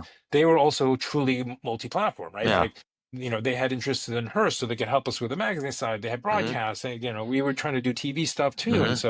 And at the time we were, I had the real good fortune of actually working with Allen and Company as a bankers. Mm-hmm. Like, they were the ones that really helped us get relisted. And I remember Nancy at the time Nancy Persson was like, hey, you can't just be like, okay, which one of these two is the best and pick the deal. You're a public company. You have to run a process if this Uh-huh. is what you want to do. And, we sat with the board and we was like, well, these are two really serious, this is not over the transom stuff. These guys are serious. And so we started the process, and I mean, it swallowed like 5 months of my life. Like, Yeah. you're basically presentations and meetings, and there Mm-hmm. was like every VC, every private equity, all the Mm-hmm. strategics. We met with everybody, Mm-hmm. and I think it was at that time where Carly and I had to really come to the grips with the idea that we would be like letting go. Let Like, go. Yeah. Yeah. we would actually sell it, but we would run it, and whatever. But it was no longer ours. Mm-hmm. And I remember we got invited to like Sundali, because Nancy was like, hey, look, 12 out of the 13 people are going to be here. It's going to be more Mm-hmm. efficient for you guys to just come here. And we're like, that was Sure. incredible. Why Like, not? geez, right. So we're there, and I got to meet everybody under the Yeah. sun, Yeah. from like Barry Diller Yeah. to like Don Graham at the Washington Post, Yeah. and to like Peter Chernoff, who was running Fox at the Yeah. time. And there was so much excitement because we were one of the few remaining digital businesses still like actually doing well. Yeah. And so there were a lot of people who wanted us in their portfolio, and the bankers were like, look, no one's dropping out. It's amazing. Like, they know what the valuation minimums are for them, and it's going and going. And the bids were due the day Lehman collapsed, 2008. And it was like, ah, we got the bids. They were nowhere near where, like, and we like, I can get to that number on our own if we just keep doing what we're doing. And at that moment, it was like we were like so ready for like Yeah. this moment of transition. Yeah. And then it just gets like the carpet gets pulled The out weight. from under you. And I remember thinking to myself, look, if I'm going to keep doing this, I have to have a real sense of like purpose, that we can Yeah. actually make a big difference out of this and Yeah. really be a game changer. And then I decided, I was like, we have to launch internationally. We've got to launch in China. Mm-hmm. And so it was like from that moment, we actually started the process of launching in China. And then to answer your question about when we actually did decide to leave, I think it was my daughter was entering her junior year. Like, we had spent this year in China helping build out that portion of the business, and um, or it was right before that. And my daughter was born the day the year we received our VC financing. And, Carly said to me, she was like, look, we only have a year left with Havana in the house. Mm-hmm. Like, she's lived in the shadow of this company her entire life. Mm-hmm. Like, we've been running like with our hair on fire the entire time. We cannot leave for college in that way. Yeah. And literally I was like, I need to start the process of succession planning. And, I spent time to find someone who would take over, and we began to figure out how to step away. And I'll tell you, I learned the hard way that it is really hard to transition when you're the founder, CEO of a relatively successful business when there's no crisis. Mm-hmm. Like it would have been easier if I was like absconding with funds or molesting like my HR person or whatever. Like that would be more understandable. But like to just leave when everything's fine, people are like, whoa, whoa, whoa, whoa, whoa, what are you talking about? Yeah. But it was something that like we really believed that we had to do at that time. Yeah. And with the messed up part of us, we wanted stepping away. I found and it was at a time where I think it was strategically right because online advertising was just dying. I mean, not dying, but like the value wasn't where it was, collapsing because there's so much inventory, right? Yeah. Like the effective CPMs were just dropping. We were used to charging anywhere from $40 to $80 CPMs. Oh my gosh, which is like nosebleed area, right? Yeah. And I was like, those days are not going to last. And I remember writing a white paper to my board saying, listen, we need to pivot this business.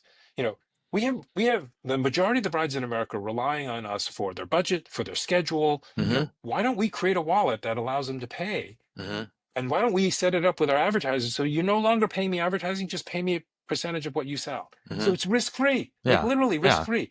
So as opposed to going after a few $100 million in ad revenue, I'm going after a few percentages of $70 billion spent, right? This is like a no-brainer. And it took a while. I got them convinced that this was what we needed to do. And I also realized like, I'm getting too old for this. I need like a young, ambitious executive who's got mobile experience, commerce experience, media experience. Yeah. And I thought I found the right guy to do this. And, we came up with an agreement where if he ran it as my president, be my number two. I remember talking to Reid Hoffman about his transition when he found Jeff Weiner, and he said, like, most people don't realize that I had tried to do this a year and a half before with this other guy, and it didn't stick because I was always around, and my staff would always like play mommy against daddy, right? And he goes, so when I hired Jeff, I disappeared. I took every speaking engagement and made the organization kind of, wrap around him. And so I took that advice, and when I hired Mike, I moved to China for the year to try to build out China. And when we came back, they made him CEO. Turns out he didn't have the stomach to actually make such a massive transition, because what you realize is, as an entrepreneur, you have this sense of entitlement, right? You have this sense of like, oh no, we're going to do this. It's going to cost a lot of money, but it's going to be worth it. When you're hired, and there was no way he was ever going to get a public company CEO position. Once he got it, all he worried about was the stock price. Yeah. And you can't do anything significant if all you care about is worrying about the stock price. Yeah. And so it became clear that the transition was not going to happen. They were doubling down on media. Yeah. And at one point I was like, I can't keep being here. And I know how hard that job is. Yeah. And it sucks to have the founder breathing over your as a chairman. And I told the board that I was going to step down. I stepped away in June 2018, and they sold the company to private equity 3 months later. I mean, personally, it was a windfall because I couldn't have moved my shares in the markets that way. Sure. But I remember getting the call and telling Carly, and she burst into tears, and she's like, "Oh my God, like 20 years of her life just got flushed down the toilet." Like what?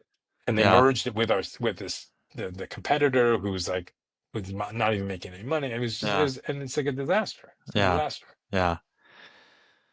I mean, you couldn't keep doing it though. I mean, at some point you had to let it go. But if you got a hired gun to do your job when they never had any skin in the game, like it wasn't their blood and sweat and tears that they go into it as a founder. It's much easier to cut ties with it and go find another job after you're done. I mean, it's just a flip it and be gone kind of thing. But I mean, gosh, 20 years and all that you built and the stories that you have to tell from it. And I mean, it's pretty incredible. I mean, I don't think you should be. I mean, reflect. I mean, now that you tell these stories, you're like, wow, you went through a lot to get to where you were, and Yeah, no, it's not like you didn't come out of it. You come out of it empty-handed. So I mean, and with that, now you're kind of. I'm not saying you're Twilight, but you're enjoying different things. But you have a. I don't know how I forgot you told me this, but how you have an oyster farm in Washington? Is Washington, not Oregon? Washington State, yeah, in the Wilpa Bay, yeah. And remind me, how'd that happen again? I was on the advisory board of the wine enthusiast companies, and one of my Oh, fellow board members lives out on the bay. He's a marketing executive, and he was helping a lot of the old fishermen there sell a lot of their canned products. And one day he called me up and he said, "Hey, you won't believe it. There's like 30,000 searches on Amazon for smoked oysters." yeah. And I was like, "Okay, so So what does that have to do with me? that's crazy." Yeah. And he goes, no, no, no. He goes, what's interesting, I'd start digging into the data. There's 300,000 searches on fresh oysters. Oh, I was like, wow, who the hell is looking for fresh oysters on yeah. Amazon? That's crazy. And Yeah. he was like, yeah, but he goes, but listen, if I buy some oyster seeds and put them in a bag and float them in my backyard in the bay, I They just grow. guarantee you I can sell them. He goes, you want Yeah. to go in on it with me? And I was like, yeah, sure, that sounds fun. Like, This it's is like when you this. got too much free time. You're like, yeah, Yeah, why not? exactly. Mr. Farm, like Oh my $3,000 a year. God. Yeah. No, Um, and part of it is like the Willapa Bay has actually been written up as the cleanest bay in North America mm, because close to 70-80% of the water moves out on every tidal turn. So it's like yeah. it's like just fresh Yeah. seawater replenishing. And it's so Yeah. beautiful there. Yeah. And we started saying, like, look, we were on the board of wine enthusiasts, right? Everyone talks about the terroir of your Yeah. wine, Yeah. Yeah. right? Oh, Same the thing for me. Yeah. silt and the the sun and whatever. Yeah. Well, with seafood, you should be worried about the terroir, Yeah. right? Where Exactly. is it coming from? Like, particularly if you're eating a filter feeder, it should be coming from the Yeah. cleanest bay, right? Yeah. Yeah. So we should elevate the place. And so we started trying to publish things about it and talk about it or whatever. And literally, like a few months in, we had this guy call us up and say, "Hey, listen, I'm 68 years old, been farming. My kids don't want to do it. I can't do it anymore. So you, We see what you're doing here and you're really helping promote this area. mhm. Would you be interested in buying our farm?" Wow. And I was like, and so here's the real reason why this happened. When the deal went down and the company was sold, Carly and I generated tons of capital gains. Yeah. There was this one provision in that first, Trump tax bill Yeah. that Cory Booker and the Dems put in, which was the creation of opportunity funds that Yeah. you could create that invest in opportunity Yeah. zones. So, my thinking was like, well, hell, if I'm going to have my taxes Take it go away. fund this administration, Yeah. I'm going to create an opportunity fund, Yeah. because if it's a 10-year timeline, it's like you get a discount on your cap gains at the end of the 10 years. And Yeah. also any investment goes tax free. I was like, this is a great opportunity. And we did that, not knowing, number one, that 10 years would be up and that guy would be back in office. Yeah. Like, oh So, no. like, it totally thwarted. But Backfired. it turns out, like, the Wilton Bay is a really, really It's a good investment. impoverished county. Yeah. And it was an opportunity zone. And Yeah. so it Oh, so you actually actually helped. was perfect. We could actually buy that farm with the proceeds from my opportunity fund. Oh, And perfect. then we had, and I remember at the close, and then the pandemic hits, right? And so all the commercial contracts evaporate, and we're like, oh my God, do we still honor this contract? Yeah. And I was like, what do we do? Like, there's 800,000 oysters, like, and we can't Yeah. sell them, or whatever. And the guy was like, well, number one, like, you don't have to do anything. They're in the water. They're alive. Yeah. No, good. They're Yeah. fine. You sell them next year, the year Yeah. after.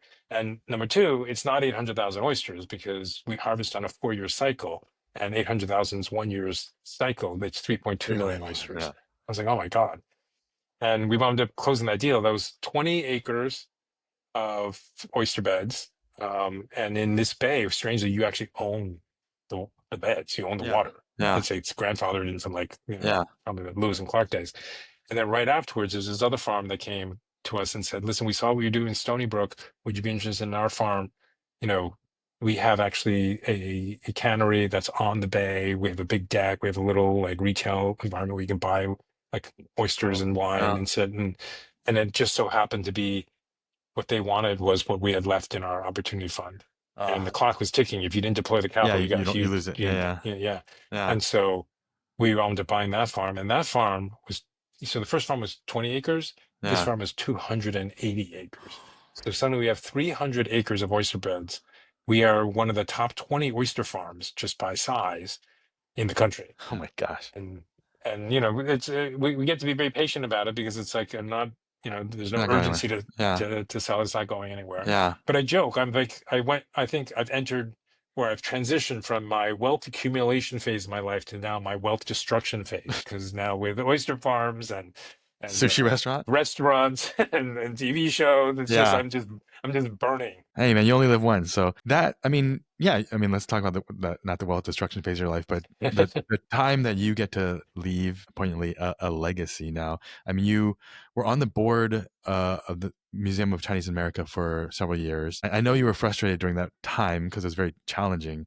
But why did you lead that, and what was your vision for like trying to build that museum? So I credit and blame one person. That's Maya Lin. Mm, She's the most amazing, amazing person. She is, when she's determined and she wants something, she will not let it go. I mm, met her, we chatted, we talked, and she was like, "You got to join the board.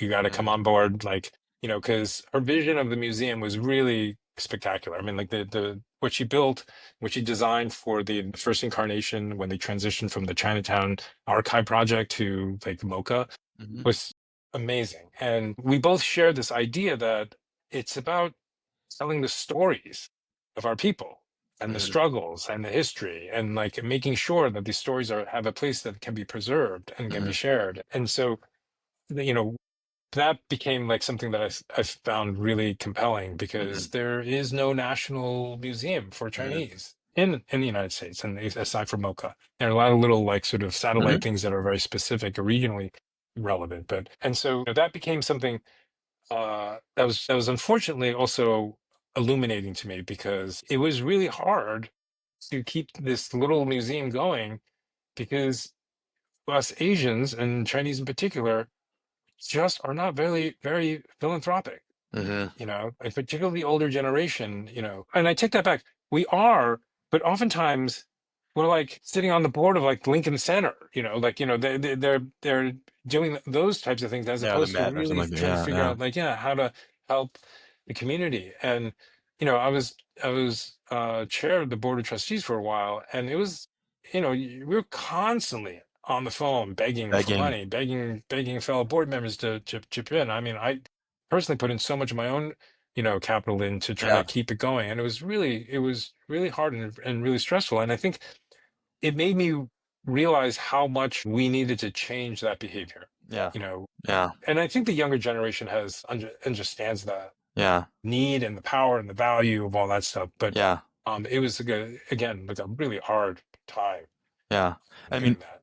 I think that's why I'm on the Smithsonian advisory board too for the APAC Museum because I feel like what we said before, it's all about narrative and storytelling, and people don't Yeah, change their hearts and minds unless they actually hear the stories and why they should feel that way. But if yeah, they never yeah, see our stories or know why what we contributed, why would they feel any different about us yeah, being foreigners in our own country? They're like, I didn't hundred realize percent. Chinese did this here or Asians did this in this country. But I mean, you touch on a valid point about kind of the philanthropy among our community. I think a lot of the folks who are successful, a lot of them tend to, they might sit on boards of trustees, but it's almost like boards where they can assimilate and they can be accepted into kind of the upper echelons of society versus, Right. oh, I want to give back to the community to make sure like, my community is supported in that way. So, Yeah. I mean, the motives, everyone has their own motives for why they give, but I think it is sad that a lot of folks who've done well don't necessarily find it like a personal mission to support Right. or help these projects out. I think part of it also is, there was certainly my parents' generation, they didn't really understand Yeah. how things worked, right? Yeah. And so even as they were able to amass a decent, not a lot, but like they didn't understand the political mechanisms either Mm, here in the States and how much money is important to all that stuff. And, when I left MoCA, it was because you know, um, you know, I had become friends with Andrew Yang mhm, back when he was doing Venture for America. And I remember I was trying to recruit him for something. He was trying to recruit me for the board of Venture for America. We became friends and stuff. And then he had sent me the galleys for his book, War on Normal People. mhm, And I remember reading it, and I forget, like, we were having a beer and just chatting about it. And I said to him, I was like, you have such an amazing way of writing so clearly and so like passionately about these things that really because some of these things can feel very academic. Like you talk about universal basic income, and Yeah. it's like it feels like it's an esoteric concept. But he was able to really bring it home in such a poignant way. And I said to him, I was like, unfortunately, there's no way that's going to happen. The Republicans are going to vote for that. The Democrats won't vote for that. It's like the only way it can happen is through executive order by the president. Mhm. And he turned to me, he was like, Hmm. you know what? You're right. I think I'll run. I was like, what are you talking about? Run for what? He was like, president. I was like, really? And he was like, yeah, no, you're right. You're And the one then who 3 months, got. 3 months later, he calls me. I was like, hey, I'm doing it. Like, it's actually, I think this is going to happen. And I was Oh like, man. what? And he's You're- like, he goes, will you help? I was like, yeah, of course. wow. I mean, whatever you want me to do. I was like, the Yeah. only thing I don't want to do is I don't want to raise money because all I've been doing my entire I'm life ready is to raise raising money. money. And he goes, David, the only thing I need you to do is help me raise money. Oh my He gosh. goes, will you be the chair of my national finance committee? And I was like, all right. You did it? And so I Oh signed up and man. I was like, here's my promise to you. I was like, listen, like, you're lucky because I don't have a day job anymore. And actually it was like a off ramp of all my other Oh board yeah. seats. Yeah. Like I Yeah. had So to you have free step off of time. Mocha because I can't be Yeah. raising money for him or whatever. Oh yeah. And I said to him, I was like, here's my goal. I want to get you on the Miami debate stage. Mm. Like that requires us to I mean, the thresholds for Yeah. You got. qualification, like a Yeah. certain number Good or whatever. job. And I said, let's get you on because like that will make history. Yeah. If there's an Asian face on a national Debate. like Yeah. Presidential presidential debate. debate, Yeah. it would be incredible. And Dave, I tell you, I thought that was going to be a stretch. I never thought Yeah. it would catch fire. Yeah. Like, and then honestly, like, you can even ask him about it, but like he laid an egg in Miami. Like Mhm. the Miami thing was terrible. Like Yeah. not only that, there was clear racism on stage. Like they Yeah. weren't Yeah. even They didn't asking give him him any any time. questions. He Yeah. got Yeah. no No time. It time. was Yeah. like it was horrible, right? Yeah. And we became like the engine that could because it was Yeah. like The you Twitter can't fucking followers and ignore other us, stuff. right? Yeah. Like Yeah. Yeah. it, it, Yeah. it just we Built. qualified for Houston, qualified for Yep. Ohio, I mean, and then like Beto's dropping out, Yeah. Kamala's dropping out, But he's and still like there. this thing was like Yeah. it was the most incredible year of just Yeah. watching that. And again, like my takeaway was it was hard to raise money from Asians. You know, like the people would pull me aside and goes like, "Can you make sure he doesn't embarrass us?" I was like, "What? I He's mean, he that's is a presidential candidate. Like yeah.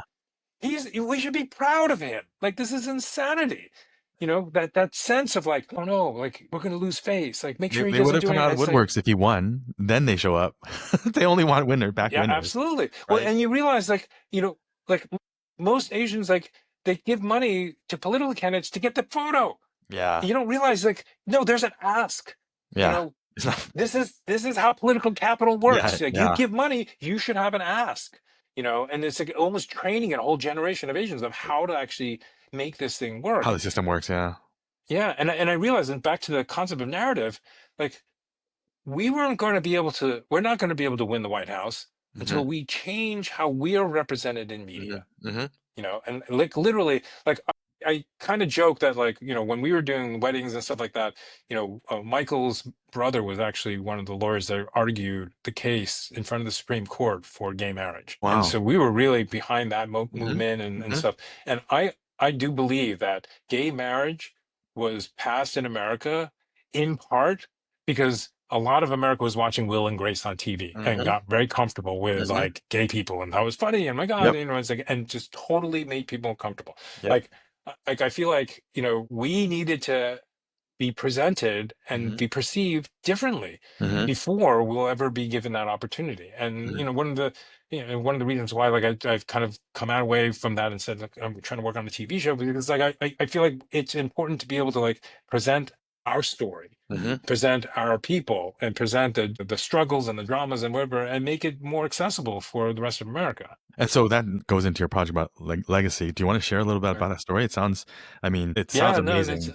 it's like it's my personal like ode and love story to New York in the late '70s, early '80s. It's like a incredible cauldron. It's a bit loosely based on the family story of my producing partner Mickey Fong, and it's just it's universally relevant to every immigrant group in America. It's like it's about struggling, trying to achieve the American dream, trying to like do the right thing, trying to keep your family together. It's basically like King Lear, but with a mother and three Mhm, sons, right? mhm, And I think every immigrant family has this quandary, right? You leave your homeland and you embrace this new world, but like, how much of your homeland do you keep? How much mhm, of it do you embrace? Like, and mhm, and our story really tries to delve into like these three boys and the relationship with their mother, the business that they built, and it's a little bit like Succession because like the business is incredible, but it may collapse, and they're each trying to figure out how to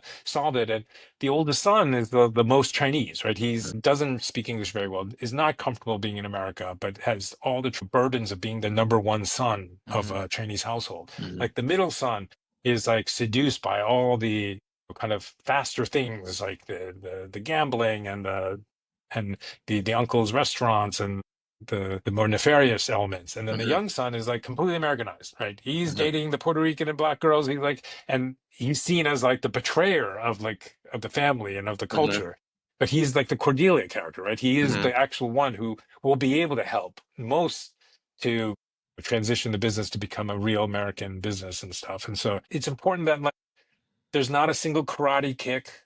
Yeah. There's no like, and like to strip away the things that we've been sort of, Stereotype. stereotyped as, and that we constantly see in media, Yeah. and I want people to sort of see it as like much more of a, you know, American story, right? struggle, yeah, American Yeah. story. And this family was amazing because they really leaned in on all the other immigrant groups back in the Yeah. 70s to like help manufacture Yeah. clothing and do all this stuff. And so I feel like it's a healing story for the country too, because it Mhm. shows various immigrant groups working together Yeah. to achieve the I love American that. dream, which is Yeah. what America is about. Like when we kind of have to remind everyone that we actually do work together well, Yeah. and we do embrace each other, and we do advocate for each other, and there's allyship, it's not woke, it's Yeah. just America, That's so yeah.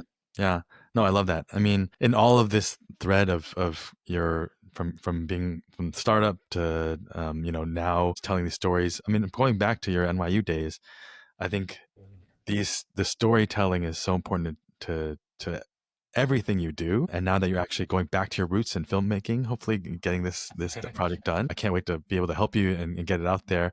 But it sounds like you've really embraced this kind of new role. I mean, the sushi restaurant's a whole separate thing, but I love seeing you do that because you're passionate about the food, and I love seeing Yeah. how it's blowing up. Everyone go to Brooklyn, go to Kinjo, might not get a reservation, but try your best. But it's been this new chapter of you figuring out, all the things that you want to do is really exciting. And I mean, has momentum now, and we hope Yeah. that we'll be able to walk into those doors one day. But yeah, Dave, I mean, thank you for all that you do. It's a lot. My God, And no, thank you. Let me prattle on. no, your stories are amazing. I mean, like I said, there has to be a movie made about you because this is the American dream. You built this a business that everyone's heard of and probably used, and then all that you went through to get through that. But and then the full circle of having your daughter Havana be an actress in movies and TV and stuff. I mean, that's huge, and it's not something that I think we see a lot of our generation. Well, our generation is more likely to encourage than our previous generation. But it's like, from your dad smashing, that thing, and to your daughter being on TV on screen. I mean, Yeah. it takes generations, but I love that you've been doing the work and trying to get people to change their minds about being philanthropic and helping the cause, but also making sure our stories are told in an American universal way, not just in a, oh, this is an Asian story. This is bigger than Yeah. that. No, it's so important. Besides sharing a name, I feel like we're kindred spirits. Like David, when you organize that Wall Street Journal letter, and then also producing the stuff that you have on the entertainment side, and being so smart with Hyphen Capital and the efforts to support other Asian entrepreneurs, I feel like I have a kindred spirit in the West Coast Dave Liu. Yeah, no, well, we got both coasts covered. We need to find a Right. Chicago Dave Lou that does the same thing or something.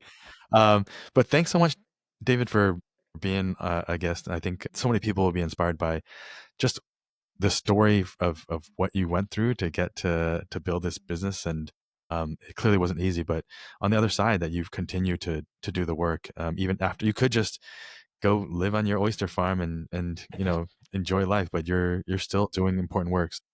Thank you for all you do as well. And hopefully I'll see you at another event soon in New York, or if you come out here to visit the farm, swing down here to Thanks San for having me. Francisco. Thanks for listening to this episode of Hyphen Nation. Please subscribe to my Substack at www.davelou.com and follow us on Instagram at The Hyphen Nation and LinkedIn at Hyphen Nation.